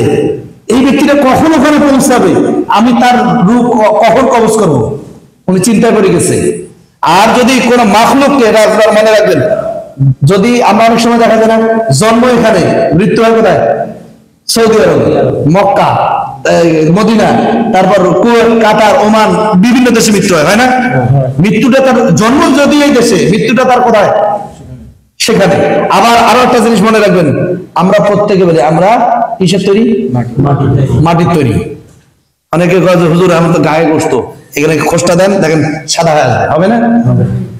এটার মূল উৎস আরেকদিন সময় হলে বিস্তারিত বলবো। শুধু এতটুকু বলি, আমরা যখন মার রেহেমের ভিতরে গেছি, জরায়ুর মুখে আমরা যখন পৌঁছাইছি, বাবার এক ফোঁটা শুক্রাণু, মায়ের ডিম্বাণু জরায়ুর মুখে যখন পৌঁছাইছি, এই শুক্রাণুটার মধ্যে আল্লাহর রহমতের ফেরেশতা একটি চিমটিতে মাটি কতটুকু উঠবে? সামান্য। একটা নখের ভিতরে কতটুকু মাটি থাকে? একটুকু মাটি চিমটি দিয়ে ফেরেশতারা ওই বাবার ওই যে শুক্রাণুর মধ্যে সংমিশ্রণ করে, এইটাও বাড়ে ওটাও বাড়ে। বুঝেন নাই? মায়ের রেহেমের, মায়ের গর্ভের মধ্যে আমরা যখন বাড়ি, ওই মাটির অংশটাও বৃদ্ধি পায়। কার হুকুমে? আল্লাহ তাআলার হুকুমে। আবার আমরা জমিনে যখন বিচরণ করি, মায়ের বুকের দুধ খাওয়া ছেড়ে দেই, যখন আমরা খাবারগুলো খাই, এই খাবারগুলো মাটির খাবার খাই না আসমানের খাবার খাই? মাটির খাবার। মিলে মানে ঘুরে ফিরে কিন্তু আমরা, আমাদের শরীরটা তৈরি হচ্ছে কি, আমাদের এই অবয়বটা তৈরি হচ্ছে মাটি দিয়ে। এই জন্য আমরা যদিও দেখি আমাদের চামড়া কিন্তু আমরা ওই যে অংশটা, ওই অংশটা যেটা চিমটি দিয়ে যেখান থেকে নিচে, ওই অংশের মধ্যে আপনি পৃথিবীর যে কোনো প্রান্তেই মৃত্যুবরণ করেন না কেন, আপনার কবর হবে ওখানে যেখান থেকে আপনার এক চিমটি মাটি নেওয়া হয়েছিল মার রেহেমে পৌঁছানোর জন্য। আমার কথাটা অন্য লাইনে চলে যাচ্ছে। আমি কি বলতেছিলাম মনে আছে আপনাদের? হ্যাঁ, হযরত সুলাইমান আলাইহিস সালাম, মাশাআল্লাহ, খুব সুন্দর একজন ব্যক্তি। হযরত সুলাইমান আলাইহিস সালামের সময় আজরাইল আলাইহিস সালাম চিন্তায়, মালাকুল মউত চিন্তায় পড়ে গেল, সর্বনাশ, এই ব্যক্তির মুহূর্ত আর কয়েক মুহূর্ত পরে মৃত্যু। আর আল্লাহ তাআলার হুকুম হচ্ছে যার যখন যেখানে যেই পদ্ধতিতে মৃত্যু লেখা আছে সেখানেই তার মৃত্যু হবে। এর যদি কিঞ্চিত সামান্য পরিবর্তন ঘটে পৃথিবীর সঙ্গে সঙ্গে ধ্বংস হয়ে যাবে। সুবহানাল্লাহ বলবেন। সুবহানাল্লাহ। এই কথাটা আপনাকে বিশ্বাস রাখতে হবে, এটার নাম ঈমান। আমরা ঈমানে মুফাসসালের মধ্যে পড়েন নাই, আমানতু বিল্লাহ, ঈমান আনলাম কার উপর? আল্লাহ তাআলা। ওয়া মালাইকাতি, তার ফেরেশতাগণের উপর। ওয়া কুতুবিহি, তার কিতাবসমূহের উপর। ওয়া রুসুলিহি, তার রাসূলগণের উপর। ওয়াল ইয়াউমিল আখিরি, কিয়ামত দিবসের উপর। ওয়াল কদরি খায়রিহি ওয়া শাররিহি মিনাল্লাহি তাআলা ওয়াল বাসি বাদাল মাউত, মৃত্যুর পর পুনরায় জীবিত হওয়ার উপর। তাহলে মৃত্যুটা যে আল্লাহ প্রদত্ত, যার যখন যেখানে নিয়োজিত করা হয়েছে, এর সামান্য যদি পরিবর্তন ঘটে সঙ্গে সঙ্গে কিয়ামত হয়ে যাবে। এই কথাটা বিশ্বাস করার নাম ঈমান। কথাটা বুঝে আসছে? এখন মালাকুল মউত ফেরেশতা চিন্তা করেছে, আল্লাহ, আপনি তো আপনার এই বান্দার মৃত্যু চীন দেশের অমুক গ্রামে রাখছেন, কিন্তু সেটা এখনো সুলাইমান আলাইহিস সালামের রাজ্যে বসবাস করছে, সে তো নির্দ্বিধায় বেড়াচ্ছে। আল্লাহ, আমি এখন কি করব? কেন, তুমি কি আমার সৃষ্টি সম্পর্কে তোমার কোনো ধারণা নাই? আমার শক্তি, আমার প্রভাব প্রতিপত্তির প্রতি তোমার বিশ্বাস নাই? আমার মুলুকিয়াতের প্রতি কি তোমার বিশ্বাস নাই? মালাকুল মউত বলছি, ইয়া রাসূলুল্লাহ, অবশ্যই আছে, বেশক অবশ্যই আছে। তারপরেও আমি তো চিন্তায় পড়েছি। বলতেছে, তুমি সময় অপেক্ষা করো, তুমি শুধু ওই ব্যক্তির সামনে গিয়ে দাঁড়াও, বাকি কাজ আমি করে দিচ্ছি। ওই যে ব্যক্তির মৃত্যু হবে তার সামনে গিয়ে দাঁড়িয়েছে, আল্লাহ তাআলা তার চেহারাটাকে এমন ভয়ঙ্কর আকৃতি দিছে। অনেক সময় দেখবেন অনেক ব্যক্তি মারা যাওয়ার আগে তাদের চেহারার বিকৃতি ঘটে না? আমরা বলি এমন হয় দুনিয়াতে কিছু আকাঙ্ক্ষা করছে, এই জন্যই বোধ হয়। এটা হলো ভুল ধারণা, অনুমানের উপরে ভিত্তি করে কথা বলা যাবে না। এমনও কিছু সময় আসে যে তার সময় পর্যন্ত পৌঁছার আগে সে তার ওই অবস্থানে থাকে না, তখন আল্লাহ তাআলার হুকুমে আজাজিল ফেরেশতা আজরাইল আলাইহিস সালাম, মালাকুল মউত আজরাইল আলাইহিস সালাম তার সামনে বিকট ভয়ঙ্কর আকৃতি নিয়ে গিয়ে দাঁড়ায়। বিধায় তার ওই আকৃতি ভয়ঙ্কর অবয়ব দেখে তার চেহারার বিকৃতি ঘটে যায়। তখন সে কি করে? ছটফট করতে থাকে, তার শান্তি কোথায় এটা খুঁজতে চেষ্টা করে। কথাটা বুঝে আসছে? তখন ওই ব্যক্তির ছটফট, ওই আজরাইল আলাইহিস সালাম মালাকুল মউতের ওই ভয়ঙ্কর আকৃতি দেখে ওর শরীরটা মানে একদম থরথর করে কাঁপতে শুরু করছে। সে স্থির থাকতে পারছে না, অস্থির হয়ে গেছে, ছুটে গেছে একদম হযরত সাল্লাল্লাহু আলাইহি সাল্লামের কাছে। সুলাইমান আলাইহিস সালামের কাছে বলছে, হে আল্লাহর পয়গম্বর, আমার কিন্তু শরীরটা কেমন যেন অস্থির লাগতেছে, আমাকে এমন একটা জায়গায় পাঠিয়ে দেন তো যেখানে গেলে আমি একটু আরাম আয়েশে শান্তিতে থাকতে পারবো। হযরত সাল্লাল্লাহু আলাইহি সাল্লাম আল্লাহ তাআলার পয়গম্বর না, নবী ছিলেন না? আল্লাহ তাআলা তাকে ইলহাম জানিয়ে দিলেন যে তাকে অমুক দেশের অমুক রাজ্যে ফেলাইলেন। তিনি হাওয়ার গতিটা আল্লাহ তাআলা তাকে নিয়ন্ত্রণে রেখে দিয়েছিলেন। হযরত সাল্লাল্লাহু আলাইহি ওয়াসাল্লাম, এটা তো জানেন আপনারা, এই সূরা কোরআন মাজিদে অনেক উদাহরণ আছে হযরত সাল্লাল্লাহু আলাইহি ওয়াসাল্লামের, আমরা পর্যায়ক্রমে জানবো ইনশাআল্লাহ। আল্লাহ তাআলা যখন ইলহাম জানিয়ে দিলেন হযরত সাল্লাল্লাহু আলাইহি ওয়াসাল্লামকে, সুলাইমান আলাইহিস সালাম ওই ব্যক্তিটাকে হাওয়ার গতিতে মুহূর্তেই এক দেশ থেকে আরেক দেশ, অর্থাৎ চীন দেশের যেইখানে তার মৃত্যু সেখানে পৌঁছে দিয়েছে। ওখানে পৌঁছাও শেষ, ব্যক্তিকে আল্লাহ তাআলার হুকুমে আজরাইল আলাইহিস সালাম মালাকুল মউত ফেরেশতা জান কবজ করে নিয়ে চলে গেছে। সুবহানাল্লাহ বলবেন। যার মৃত্যু যখন যেখানে আছে সেখানেই হবে, কিন্তু তার আগে আপনাকে চিন্তা করতে হবে আমি মৃত্যুর পূর্বে আমার নিজেকে আমি কতটুকু আমার তহবিল গোটাইতে পারলাম। কথাটা বুঝে আসছে? এইরকম রাতগুলো যখন আপনি পাবেন তখন আল্লাহ তাআলার কাছে কায়মানুবাক্যে দোয়া করবেন, আপনার গুনার জন্য, আমার গুনার জন্য, আমার গুনার জন্য আমাকেই মাফ চাইতে হবে, আপনি চাইলে ফায়দা নেই। আমার গুনার জন্য আমাকেই তওবা করতে হবে, আপনার গুনার জন্য আপনাকেই তওবা করতে হবে। আমার আপনার গুনাহের আদিকে আমরা যখন পৌঁছায় যাব, তখন এইটা ভাবা যাবে না যে গুনাহ তো করছি, কি হবে, যা হবে পরে দেখা যাবে। এই কথা যদি কেউ বলে, সে সঙ্গে সঙ্গে ঈমান হারা হয়ে যাবে। কথাটা বুঝেছে? বরং ওই সময় আপনাকে ফিরে আসতে হবে একমাত্র রবের দিকে। সে রবের নাম কি? আল্লাহ সুবহানাহু ওয়া তাআলা। তার দিকে ফিরে আসতে হবে। এই জন্য আল্লাহ তাআলা বলছেন, লা তাকনাতু মির রাহমাতিল্লাহ, তোমরা কখনো নৈরাশ্য হও না, হতাশাগ্রস্ত হও না। মিন মানে থেকে রহমাতিল্লাহ, আমি আল্লাহ তাআলার রহমত থেকে তোমরা কখনো নৈরাশ্য হও না। ইন্নাল্লাহা, নিশ্চয়ই আল্লাহ তাআলা, ইয়াগফিরুয যুনুবা, ইয়াগফিরুয যুনুবা, সমস্ত গুনাহ মাফ করে দেবেন কে? আল্লাহ তাআলা। জামিয়া, জামিয়া শব্দটা হচ্ছে সমস্ত। আমরা ইংলিশে বলি এ ডাবল এল, কি বলেন? অল। এ ডাবল এল, অল। বাংলায় বলি সমস্ত। কথাটা বুঝে এসছে? সমস্ত কথা বলবো একটু। আমার দেওয়ানটুলিতে একজন মহিলার নাম আছে সমস্ত। কি নাম? সমস্ত। আমাদের প্রিন্সিপাল হুজুর, দেওয়ানটুলি হোসেন আহমেদ প্রিন্সিপাল হুজুরের নাম শুনছেন তো, আপনারা জানেন তো। আমরা ছাত্ররা যখন প্রথম মাদ্রাসা হয়েছি, তখন মাদ্রাসার ছাত্ররা এই যে আলু, ধান এগুলা চাষ করতাম। ওই দাদা হুজুরে বলছিলেন, এরে সমস্ত লবণ লয়ে যেতে। এখন যাক বলছে, সে মনে করছে যে ওই মাদ্রাসার গোডাউনে তো লবণ থাকে। কি থাকে? লবণ।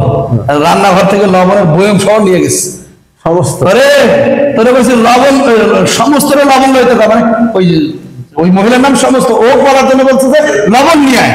দাদা হুজুর যে লবণের বাটির জন্য লবণ, ও যা লবণ ছিল সমস্ত লবণ নিয়ে আর নিয়ে গেছে। তাহলে কি বলছি? জামিয়া শব্দের অর্থ কি? সমস্ত, যা কিছু আছে সমস্ত গুনাহ মাফ করবেন কে? আল্লাহ। কে মাফ করবেন? আল্লাহ। ইন্নাল্লাহা, নিশ্চয়ই আল্লাহ তাআলা, ইয়াগফিরুয যুনুবা জামিআ, সমস্ত গুনাহ মাফ করবেন কে? আল্লাহ। আল্লাহ সুবহানাহু ওয়া তাআলা। ইন্নাহু, নিশ্চয়ই তিনি, হুয়াল গফুরুর রহিম, তিনি ক্ষমাশীল, দয়ালু, মেহেরবান। সুবহানাল্লাহ বলবেন না? সুবহানাল্লাহ। এজন্য এই রাতগুলো আসলে আপনি অন্তত চেষ্টা করুন। এমনিতে তো অবহেলায় কাটাই দেন, যদিও 5 ওয়াক্ত নামাজ হাতে গোনা কয়েকজন পড়ে, বাকিরা তো পড়েন না। অন্তত ইমাম সাহেবের কাছে জিজ্ঞেস করি, এটাও আমার দায়িত্বের মধ্যে পড়ে। উনি যদিও বলতেছেন আমি জোর জুলুম করি, উনি না বললে আমি বাকি মুসল্লি যারা না বলি যে ঠিক আছে ভাই কে আসে না, সেটা বলা যাবে না, আসছে সেটা বলেন, সেই ব্যক্তির কাছে খোঁজ নেব। কি বলেন? এখন জুমার দিন খালি ফরজ নামাজটা পড়িয়ে পালান কেন ভাই? 2 রাকাত, আপনি 4 রাকাত সুন্নতে মুআক্কাদা পড়া যায় না? না পড়লে গুনাহ হবে। কোন ব্যক্তি যদি ইচ্ছাকৃতভাবে সুন্নত নামাজকে তরক করে সুন্নত নামাজ ছেড়ে দেয়, তাহলে সে ফরজ ছেড়ে দেওয়ার মতন গুনাহে লিপ্ত হবে। নাউযুবিল্লাহ। কথাটা বুঝে এসছে? সম্মানিত হাজির, সর্বশেষ যে কথাটা বলতে যাচ্ছিলাম, আমরা যে গুনাহ করি না এই গ্যারান্টি আমরা কেউ দিতে পারবো না। আমাদের গুনাহের শেষ নাই। আমি সম্ভবত গত বছর এই হাদিসটি বলেছিলাম। আল্লাহ রাসূল সাল্লাল্লাহু আলাইহি ওয়াসাল্লাম বলেন, মা ইয়াযালু আবদিন হাত্তা ইয়াতাকাররাবু ফিন নওয়াফিলি হাত্তা উহিব্বু ফি। এটা নফল ইবাদত প্রসঙ্গে বলা হয়েছে। যে ব্যক্তি, যে আমার যে বান্দা, কার কথা? আল্লাহর কথা বলছে। কি আল্লাহ রাসূল সাল্লাল্লাহু আলাইহি ওয়াসাল্লাম হাদিসে কুদসি, কিন্তু মা ইয়াযালু আবদি হাত্তা ইয়াতাকাররাব। আবদি, আব্দুল মানে বান্দা, গোলাম। আবদি আমার বান্দা। যেমন আরবিতে, আর এখানে মাদ্রাসা পড়েন এমন ছাত্র আছে? আলিয়া মাদ্রাসা পড়েন? নাই, নাই। কত দুঃখের বিষয়। কলম, এটার নাম কি? সূরা, কোরআনের মধ্যে একটা সূরার নাম আছে সূরাতুল কলম। কলম মানে কলম। এই কলমের, এটার আরবি হচ্ছে কলাম, কফ লাম মিম, কলাম। কলামি মানে কফ লাম মিম ইয়া। যখন কলামি বলবে তখন অর্থটা হবে আমার কলম। ইংলিশ এটাকে কি বলে? বুদ্ধি করে বলবেন। এখন আমি যদি বলি মাই পেন, তাহলে ওটা কলমটা হবে কার? আমার কলম। আমার আবুদুল্লাহ ভাই যে বলে কার? মাই পেন, আমার কলম। এটাকে আরবিতে বলে কলামি, আমার কলম। ইংলিশে বলে কি মাই পেন, আমার কলম। আরবিতে কলামি, আমার কলম। কিতাব মানে বই, কিতাবি এটা আমার বই, আমার বই। কিতাবি আমার বই। হাদা কিতাবি যদি বলে তাহলে এটা, হাদা মানে এটা বা ইহা, কথাটা বুঝে আসছে। অনুরূপ ভাবে আল্লাহ রাসূল বলেন মা ইয়াজালু আবদি, আব্দুল মানে বান্দা। আমার কথাটা কোনো বুঝতেছেন? বিরক্ত হচ্ছেন আপনারা? শেষ করে দেবো, এই হাদিসটা বলি শেষ করবো ইনশাআল্লাহ। মা ইয়াজালু আবদি হাত্তা ইয়াতাকাররাবু ফিন নওয়াফিল। মা ইয়াজালু যে বান্দা, আব্দি আমার যে বান্দা, হাত্তা ইয়াতাকাররাবু ফিন নওয়াফিল নফল ইবাদত করে, নফল ইবাদত করতে করতে এমন হয়ে যায় হাত্তা উহিব্বু ফি, আমি আল্লাহ তাআলা তাকে ভালোবেসে ফেলি। মানে নফল ইবাদত এত বেশি পরিমাণে করছে, করতে করতে নফলের সর্বোচ্চ সীমান্তে পৌঁছায় গেছে, আল্লাহ তাআলা বলেন যে আমি তাকে পছন্দ করি। সুবহানাল্লাহ। হাত্তা উহিব্বু ফি, আর সে যখন নফল ইবাদত করে, নফল ইবাদত করতে করতে আল্লাহ তাআলা তাকে পছন্দ করে ফেলে, তাকে ভালোবেসে ফেলে। সুবহানাল্লাহ বলবেন না? ফাইদা উজিবতু ফি, যখন সে আমি তাকে যখন ভালোবেসে ফেলি তখন সে এমন হয়ে যায় যে ফাইদা উজিবতু কুনতু সামাআহুল্লাহুল্লাযী ইয়াসমাউ বি, তাকে সে আমার ইবাদত করতে করতে এমন হয়ে যায়, আমি তাকে ভালোবেসে ফেলি, ভালোবাসে ফেলার ফলে সে এমন হয়ে যায় যখন সে শোনে, হাদিসটা আরো একদিন বলছিলাম মনে আছে আপনাদের, যখন সে শোনে তার কান দিয়ে শ্রবণ করে, আসলে সে তার আপন কান দিয়ে শ্রবণ করছে না, কেমন জানি মনে হয় আমি আল্লাহ তাআলার কান দিয়ে সে শ্রবণ করতেছে। সুবহানাল্লাহ। বাম পাশের মানুষগুলো গুনাহ কমতে তারা সুবহানাল্লাহ বলে না, কথাটা বুঝুন নাই। আল্লাহ তাআলা বলতেছে মা ইয়াজালু আবদি হাত্তা ইয়াতাকাররাবু ফিন নওয়াফিল, যে বান্দা আমার নফল ইবাদত করে, নফল ইবাদত করতে করতে এমন হয়ে যায় যে আমি আল্লাহ তাআলা আমার ইশক তার প্রতি অগাধ বৃদ্ধি পেয়ে যায়, তাকে আমি ভালোবেসে ফেলি, আল্লাহ তাআলা ভালোবেসে ফেলে। 14 ফেব্রুয়ারি চলে, হ্যাঁ শুধু 14 ফেব্রুয়ারি। কত বড় নির্মম হারাম মানুষ। ভালোবাসা কি শুধু একদিনের জন্য? যারা একদিনের ভালোবাসা দেখায়, আসলে এদের লক্ষ্য বস্তু একদিনের ভালোবাসা না। এই 14 ফেব্রুয়ারি যেটা ভালোবাসছে, সিপাই সাবা নিয়ে গেছে 14 নভেম্বর 14 ডিসেম্বর, ওইটা দেখলে পালায়। কথা বলেন ঠিক কিনা? এরপরে বলে এটা আমার এক্স, এটা কি, এটা আমার এক্স কস, মানে এটা আমার জীবন থেকে মাইনাস। আর আগামী 14 ফেব্রুয়ারির জন্য প্রিপারেশন নাই। এরকম কুলাঙ্গার আছে না নাই? ভালোবাসবেন যাকে, বিয়ে করবেন তাকে, আর বিয়ে করবেন যাকে, সংসার করবেন তাকে নিয়ে। কিন্তু ভালোবাসবেন একে, বিয়ে করবেন একজনকে, আর সংসার করবেন আর একজনের সাথে, এটা জাতির সর্বশ্রেষ্ঠ বেঈমান। কথা বলে সম্মানিত আছেন। আল্লাহ রাসূল বলেন মা ইয়াজালু আবদি হাত্তা ইয়াতাকাররাবু ফি নওয়াফিল, এমন আমার বান্দার মধ্যে এমনও কিছু লোক আছে যারা ইবাদত করতে করতে এমন চূড়ান্ত শিখরে পৌঁছায় যায় আমি আল্লাহ তাআলা হাত্তা উহিব্বু বি, আমি আল্লাহ তাআলা তাকে ভালোবেসে ফেলি। সুবহানাল্লাহ। শুধু 14 ফেব্রুয়ারির জন্য নয়, তাকে জান্নাতে পৌঁছে দেওয়া পর্যন্ত। সুবহানাল্লাহ।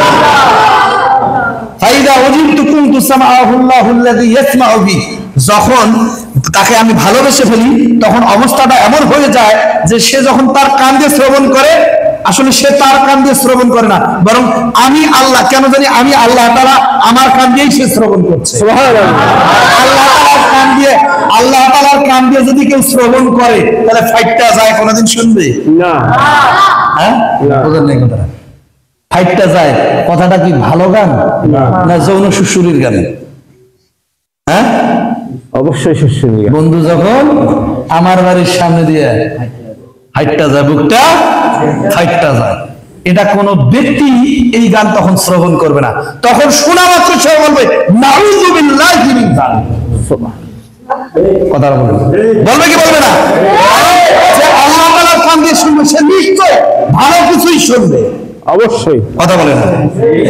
তখন কোন ব্যক্তি শুনবে, ভালো কিছু শুনবে, আল্লাহর কান দিয়ে শুনবে, তখন কি সে কোনো খারাপ, কোনো অশ্লীল কোনো কথা শুনবে না? শুনবে না। এরপরে বলা হয়েছে ওয়াবাসারাহুল্লাযী ইয়াবসুরু বি, যখন সে চোখ দিয়ে দেখে তখন সে যেন তার চোখ দিয়ে দেখে না, কেমন জানি আমি আল্লাহ তাআলার চোখ দিয়েই দেখি। সুবহানাল্লাহ। এখন আল্লাহ তাআলার চোখ দিয়ে দেখে, রাস্তায় দেখলে কি ক্রাশ খায়? না। ক্রাশ খাবে? যে আল্লাহর চোখ দিয়ে দেখবে, সে কোনো পর্নারীর দিকে তাকালে সে কি তার প্রতি ক্রাশ খাবে? না। নেক দৃষ্টিতেই তাকাবে। দেখালে কি নেক দৃষ্টিতেই তাকাবে, তার দিকে খারাপ কি নজরে তাকাবে না। আর যদিও তাকায়, মুহূর্তের মধ্যেই তার চেহারাটাকে, তার চোখকে ফিরিয়ে নেবে। হাদিসে আসছে। কি সমস্যা ভাই? এই কথাগুলো তো প্রত্যেক বছর বলা সম্ভব না। সম্ভব হয়? আল্লাহ রাসূল বলেন, যখন সে চোখ দিয়ে দেখে, আসলে সে তার চোখ দিয়ে দেখে না, কেন জানি মনে হয় আল্লাহ তাআলা, আমি আল্লাহর চোখ দিয়েই তারা দেখছে। সুবহানাল্লাহ। আল্লাহর চোখ দিয়ে দেখিয়ে কি কোনো পরিস্থিতির প্রতি তাকাবে? না। কোন নজরে তাকাবে? দৃষ্টিতে তাকাবে? আর অতি অসময় অসঙ্গতে নিয়ে ক্রাশ খাবে? হাদিসে আসছে ইসলামের দৃষ্টিতে কি সমস্যা, ভালো করে কথা বোঝেন। প্রথম দৃষ্টি যেটা পড়ে, আমরা চলতে গিয়ে, কারণ দৃষ্টি তো পড়বে, কি বলেন, কথা বোঝেন নাই? চোখ দেখার জন্য। এখন আপনি যদি কনছেন আমি কোন স্ত্রীর দিকটা, কোন মহিলার দিক তাকাবো না, এটা কি সম্ভব? আপনি চলতে গিয়ে মহিলা মানুষ সামনে পড়ে না, ডানে বামে পড়ে না? এখন আপনি তাকানোর রাস্তা দুইটা, হয় উপরের দিকে নাইলে নিচের দিকে। পিছনের দিকে তো চোখ নাই, আছে? ডানে বামে, সামনে পিছনে। আর পিছনে তার তাকানো সম্ভব না, হয় সামনে, ডাইনে বামে, উপরে নিচে। এই তো তাকানোর রাস্তা তো এতটুকু। এখন আপনি যদি বলছেন আমি ঠিক আছে, আল্লাহ তাআলা তো নিষেধ করছে, দেখা যাবে না, তখন কি করবো? উপরের দিকে তাকাবো। আচ্ছা, এইভাবে উপরের দিকে যদি বাইক চলে যাবে, ঘন্টায় 10 কিলোমিটার স্পিডেও যদি চালেন, বলেন তো অ্যাক্সিডেন্ট হওয়ার সম্ভব আছে না? নাই? আপনাদের এলাকায় হবে না, আপনাদের এলাকাতে পুরো জান্নাতি রাস্তা। হ্যাঁ, খালি স্টার্ট করবেন, দেখবেন যে গোসল করা শেষ। যেটা গোসল করে না শীতকালে, ওটাকে উপরে দিকে বলবো, বাবা তুই কার দিকে তাকাস না, গাড়ি স্টার্ট কর, নামি বল। হবে কি হবে না? আবার যদি নিচের দিকে তাকাই চালান, আরেকজনের গায়ে লাগিয়ে দেবেন, ভাই সাইড দেন, কতক্ষণ দাঁড়িয়ে থাকে, বলবেন কি বলবেন না? ওইদিকে হাড্ডি গুড্ডি মিডল স্টাফ সব শেষ। তাহলে আল্লাহ রাসূল বলেন, রাখেন হাদিসে কুদসি, যে অবাসারাহুল্লাযী ইয়াবসুরুবি, যখন সে দেখে, তার চোখ দিয়ে দেখে, সে আসলে তার চোখ দিয়ে দেখে না, বরং আমি আল্লাহ তাআলার চোখ দিয়েই যেন সে দেখছে।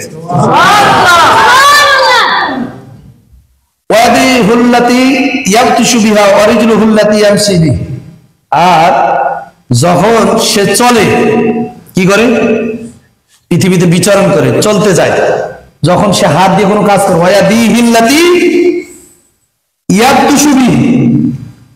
যখন সে তার হাত দিয়ে কোনো কাজ করে বা কোনো জিনিস ধরে, সে আসলে তার হাত দিয়ে ধরে না, বরং আমি আল্লাহ তাআলার হাত দিয়েই যেন সে সেগুলো ধরছে।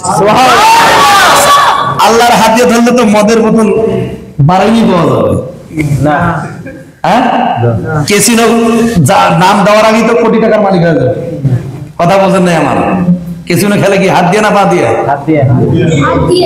তার মানে এরা খেলে, তার মানে এরা খেলে। তাহলে ক্যাসিনো খেলে কি দিয়ে? হাত দিয়ে। এখন যে ব্যক্তি আল্লাহ তাআলার হাত দিয়েই কাজ করবে, আসলে কি সে কোন ক্যাসিনোর মতো কোনো খারাপ কাজে যাবে না?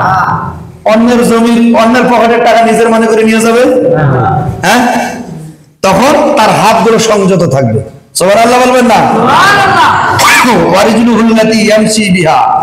আর যখন সে পা দিয়ে হেঁটে যায়, জমিনে বিচরণ করে, তখন সে যেন তার পা না, বরং আমি আল্লাহ তাআলার পা দিয়ে হেঁটে যাচ্ছি। এখন যদি কোনো ব্যক্তি আল্লাহ তাআলার পা দিয়ে হেঁটে যায়, তাহলে কি মমতাজ পাগলির কনসার্টে যাবে না মসজিদের দিকে আসবে?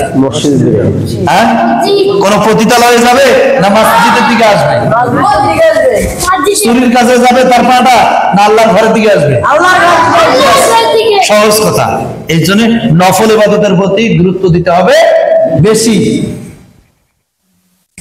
আপনারা যারা চাকরি করেন বা করেন নাই, যারা চাকরি করছেন তাদের অভিজ্ঞতা আছে, যাদের নাই তারা অভিজ্ঞতা অর্জন করবেন ভবিষ্যতে।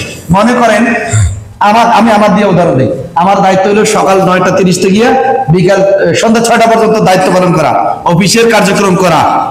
এখন আমি যদি 6টার পরে রাত 9টা 10টা পর্যন্ত কাজ করি আর কাজের ফলাফল ভালো আসে, মানে আমি 6টা পর্যন্ত কাজ করলে যদি 10 লাখ টাকা সেল করতে পারি, রাত 9টা পর্যন্ত করলে হয়তো 12 লাখ টাকা হবে বা 15 লাখ টাকা হবে, ঠিক আছে? যখন ওভার ডিউটি আপনি করবেন তখন কাজের গতি কমবে না বাড়বে? আর বোঝেন এই কথা? আপনি যখন স্বাভাবিক ডিউটি থেকে ওভার ডিউটি করবেন তখন কাজের গতি অবশ্যই, কাজের ফলাফল অবশ্যই ভালো হবে। তখন আমার কোম্পানির যারা ঊর্ধ্বতন কর্মকর্তা তারা কি আমার প্রতি সন্তুষ্ট হবে না বেজার হবে? আমার প্রতি তাদের একটা আলাদা নেক দৃষ্টি থাকবে, নেক নজর থাকবে, লোকটা তো খুব পরিশ্রম করে, দেখি আগামী বছর স্যালারি বাড়িয়ে দেওয়া যায় কিনা। কি বলেন, করবে কি করবে না? আর আমি যদি 9টা 30 থেকে 6টা পর্যন্ত না করি, 9টা থেকে 12টা পর্যন্ত ডিউটি করি, নাকে সরিষার তেল দিয়ে ঘুম পারি, আমার প্রতি কি কোম্পানির ঊর্ধ্বতন কর্মকর্তার কোনো মহব্বত থাকবে? ওরা চেষ্টা করবে কত করে ছাড়াই করা যায়, কোন কৌশল, ঠিক কিনা? এই যে আমরা 5 ওয়াক্ত নামাজ আদায় করি না, এটা হচ্ছে আমার নির্ধারিত ডিউটি। এটা কি আমি বান্দা হিসাবে আল্লাহ তাআলা প্রদত্ত আমার নির্ধারিত ডিউটি, নামাজ পড়তেই হবে। কথা বলেন, ফরজ ইবাদত যেটা মাহে রমাদান মাসে সম্পূর্ণ 1 মাস সাওম পালন করবেন, এটা আপনার জন্য ফরজ, না করলে গুনাহ হবে। কিন্তু আপনি যদি নফল রোজা না রাখেন গুনাহ হবে না। এই যে শাবান মাসে 14-15 দিন পাইছেন, যদি একটা রোজাও না করে থাকেন গুনাহ হবে না, আর যদি করেন সওয়াব হবে, তাতে ডাবল গুনাহ হবে, সওয়াব হবে ডাবল। তার সহজ কথা। এই জন্য বলছে নফলের প্রতি গুরুত্ব দেওয়া জরুরি। আপনি 5 ওয়াক্ত সালাত আদায় করছেন, জুমার নামাজ আদায় করছেন, যাকাত আদায় করছেন, আপনি সাওম পালন করছেন, আপনি হজে মাবরুর করছেন, ওমরা করছেন। হজে মাবরুর করা প্রত্যেক সামর্থ্যবান ব্যক্তির জন্য ফরজ। নিসাব পরিমাণ সম্পত্তির মালিক আপনার জন্য যাকাত দেওয়া ফরজ। আপনি মাহে রমাদান মাস পেয়েছেন, সাবালক হয়েছেন, আপনার কোনো রোগ নাই, কোনো সমস্যা নাই, কোনো ওজর নাই, আপনার জন্য সাওম ফরজ। আপনি সাবালক হয়েছেন, 12 বছর 10 বছর পূর্ণ হয়ে গেছে, আপনার জন্য 5 ওয়াক্ত সালাত ফরজ। এটা আপনাকে আপনি চাইলেও করতে হবে, না চাইলেও করতে হবে, এটা আপনার জন্য বাধ্যতামূলক। এটা না করলে গুনাহ আছে, করলে সওয়াব আছে। একবার মাহরুম করবেন আল্লাহ তাআলা, না করলে গুনাহ আছে। কিন্তু নফলের ব্যাপারে বলা হচ্ছে যদি আপনি করেন সওয়াব আছে, না করলে গুনাহ নাই। কথাটা বুঝছেন? মাসালা বুঝতে অসুবিধা হয়েছে? এখন ফরজের পাশে নফল তো সে আদায় করবে যে ফরজ আদায় করে। আপনি ঈশার নামাজ পড়লেন না, রাত ভর দাঁড়ায় না কিয়ামুল লাইল করলেন, আছে কোনো মূল্য? না। আপনি ফরজ ঠিক রেখে নফল আদায় করবেন। নফল আদায় করতে করতে এমন একটা সময় আসবে যে আল্লাহ তাআলা আপনাকে ভালোবাসে ফেলবে। সুবহানাল্লাহ। কার কথা? আমার কথা না, আল্লাহ রাসূলের কথা। হাদিসে কুদসিতে আসছে, হাত্তা উহিব্বু ফি, আপনি নফল ইবাদত করতে করতে এমন অবস্থানে চলে যাবেন যে আল্লাহ তাআলা আপনার প্রেমে পড়ে যাবে। দুনিয়ার কোন রক্ত মাংস করা মানুষ, স্বয়ং আল্লাহ সুবহানাহু ওয়া তাআলা যিনি ভালোবাসলে জান্নাত অবধারণ। সুবহানাল্লাহ। এই জন্য আমাদের উচিত ফরজকে ঠিক রেখে নফল ইবাদতের প্রতি মাশগুল হওয়া। এই সমস্ত রাতগুলো যখন আমরা পাবো তখন আমরা যেন হেলায় ফেলে, আজকে যে কত সুন্দর আবহাওয়াটা লাগতেছে না, ভালো লাগতেছে না, আসার কারণে নাকি খারাপ লাগতেছে আপনাদের? এই কথা বলেন তো, আচ্ছা সত্যি করে বলেন তো, এই কথা বলেন কি আপনি বাড়িতে থাকলে শুনতে পারতেন? হয়তো ওয়াজ ছাড়ি দিতেন, শুনতে শুনতে ঘুমাই যেতেন। কি বলেন, এরকম হয় না? কিন্তু এখানে যখন আসছেন তখন আলাদা একটা, আপনি মন না চাইলেও আপনার কান পর্যন্ত পৌঁছাচ্ছে না নাকি? পৌঁছাচ্ছে না? পৌঁছাচ্ছে। পৌঁছানোর ফলে আপনি হয়তো আজকে মানছেন না, 2 মাস পর মানবেন, 1 বছর পর মানবেন, 2 বছর পর মানবেন, মানবেন তো। অনেকে কয় জানার নাম কামিয়াব না, মানার নাম কামিয়াব। এটা সম্পূর্ণ ভুল। জানার পরে মানার নাম কামিয়াব। আপনি জানলেন না, আপনি জানেন কিন্তু মানলেন না, একটা গোনা। কয়টা গোনা? একটা গোনা। আপনি জানছেন যে ফরজ নামাজ এটা আদায় করতেই হবে, 5 ওয়াক্ত সালাত আদায় করতে হবে, গুনাহের কাজ করা যাবে না, এটা আপনি জানেন। কিন্তু শয়তানের ধোঁকায়, কারণ শয়তান তো আমাদের প্রকাশ্য শত্রু, ইন্নাল মুবাদদিরিনা কানু ইখওয়ানাশ শায়াতিন। যেহেতু শয়তান আমাদের প্রকাশ্য শত্রু, তাকে শত্রু হিসেবেই ধরতে হবে, কখনো বন্ধু হিসেবে নেওয়া যাবে না। সম্মানিত হাজির, এই জন্য আমি প্রত্যেকের কাছে উদাত্ত আহ্বান জানাবো, আপনি ফরজ ঠিক রাখবেন। ফরজ ঠিক রেখে নফল এরকম রাতগুলোতে আপনি নফল ইবাদতে মাশগুল থাকবেন। এই সমস্ত রাতগুলোতে আপনি যদি 2-4 রাকাত, 10 রাকাত, 20 রাকাত হ্যাঁ আদায় করেন, এতে আপনার সওয়াব হবে, আপনার আমল নামায় সওয়াবের সংখ্যাটা বৃদ্ধি পাবে। আপনি কিয়ামতের ময়দানে আপনার ফরজ নামাজগুলো তুলে দেওয়া হবে এক পাল্লায়, আর বদ আমলগুলো পাল্লা এক পাল্লায় তুলে দেওয়া হবে। দেখা যাবে যে সামান্য একটু হলেই আপনার নেক আমলের পাল্লাটা ভারী হয়ে যায়। সুবহানাল্লাহ বলবেন না? তখন আল্লাহ তাআলা বলবেন, এই ফেরেশতারা দেখো তো আমার এই বান্দার কোন নফল ইবাদত আছে কিনা, টুটাপাটা কোথাও 2-4 রাকাত পড়ছিল কিনা। সুবহানাল্লাহ বলবেন না? আল্লাহ করছে তো, ওই যে লাইলাতুল নিসফ মিন শাবান ওই রাতে পড়ছে আল্লাহ, আল্লাহ লাইলাতুল কদরের রাতে পড়ছে আল্লাহ, লাইলাতুল মিরাজের রাতে, যদিও ওই রাতে নফল ইবাদত বাধ্যতামূলক নয়, কিন্তু ওই রাত সম্পর্কে, যেমন লাইলাতুল নিসফ মিন শাবান লাইলাতুল কদর রাতে নফল ইবাদতের কথা বলা হচ্ছে। সামাই দুনিয়া আকাশে আল্লাহ তাআলা নেমে আসে। আমরা লাইলাতুল মিরাজের রাতে আমরা জানি আল্লাহ রাসূল লাইলাতুল মিরাজে কি কি করেছেন, কি কি দেখেছেন, কি কি বান্দা উম্মতের জন্য নিয়ে আসছেন, তাই না? বাকি এই যে 2 রাত আরো এবং 2 ঈদের রাত, 2 ঈদের রাত বলতে বুঝেন ঈদের দিন সারাদিন আকাম কুকাম করে রাতের বেলায় নামাজ পড়ছেন এটা না, ঈদের আগের রাত, চাঁদ রাত যেটাকে আমরা বলি, ঈদের 2 ঈদের রাত, লাইলাতুল কদরের রাত, লাইলাতুল নিসফ মিন শাবান তথা শাবান মাসের মধ্যম তারিখের রাত। যেহেতু শবে বরাত নিয়ে যা বিতর্কিত হয়, আমরা ও কথা নাই বলি, তাই না? যেটা বিতর্ক ওটাতে আমরা না জড়াই। আর লাইলাতুল মিরাজের রাত, এই রাতগুলোতে যখন আপনি জাগবেন, আল্লাহর ইবাদত করবেন, তখন দেখবে ফেরেশতারা খুঁজে দিবে, আরে আল্লাহ তোমার এই বান্দা, আল্লাহ তাআলা কিন্তু ভালো করে জানে, কি বলেন, জানে কি জানে না, তারপরেও বান্দা ওই সাক্ষী হিসেবে ফেরেশতাদেরকে বলবে, দেখো তো আমার এই বান্দাটা নফল কোন ইবাদত করছিল কিনা, আল্লাহ অমুক তারিখে করছে, ওইটা নিয়ে এসে ফরজের পাল্লায় তুলে দাও। সুবহানাল্লাহ বলবেন না? ওই ফরজের সঙ্গে আপনার নফল দিয়ে আল্লাহ তাআলা জান্নাতে দিয়ে দিবে, সুবহানাল্লাহ, যেটুকু ঘাটতি থাকে।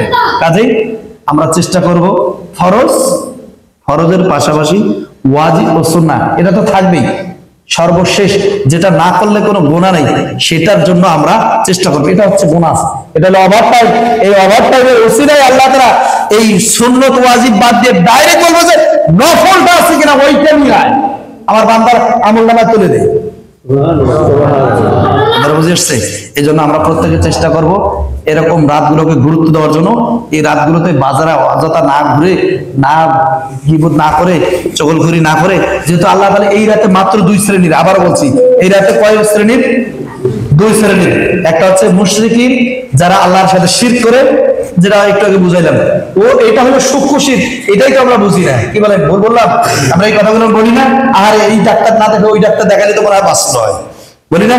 আরে গরুটা যদি এইবার না বেচতাম, আগামীবার বেচলে তো ডাবল টাকা পাইলাম, বলি কি বলি না? এই কথাগুলো কিন্তু শিরকের পর্যায়ে চলে যায়। এটা হলো সূক্ষ্ম শিরক। এখন কঠিন শিরক কি? সরাসরি কাউকে রিজিক দাতা বানা, বলে না? বলে আপনাদের এলাকায় নেই, বলে কাউকে রিজিক দাতা, কাউকে হুকুম দাতা, কাউকে মুরিদ মনে করা, কারো পা চাটামো করা, গোলামি করা, যেটা 17 বছর অনেকেই করছে না? এখনো সময় আছে, তওবা করেন, ফিরে আসেন কার দিকে? রবের দিকে। আর যদি না করেন, ওই যে বাটাম খিস্তি বাড়ে। বুঝে আসছে? সর্বশেষ আমি যে কথাটা বলছি, আমরা ফরজ অবশ্যই ঠিক রাখবো। আসছে আর মাত্র 2 জুমুয়া আমরা পাবো।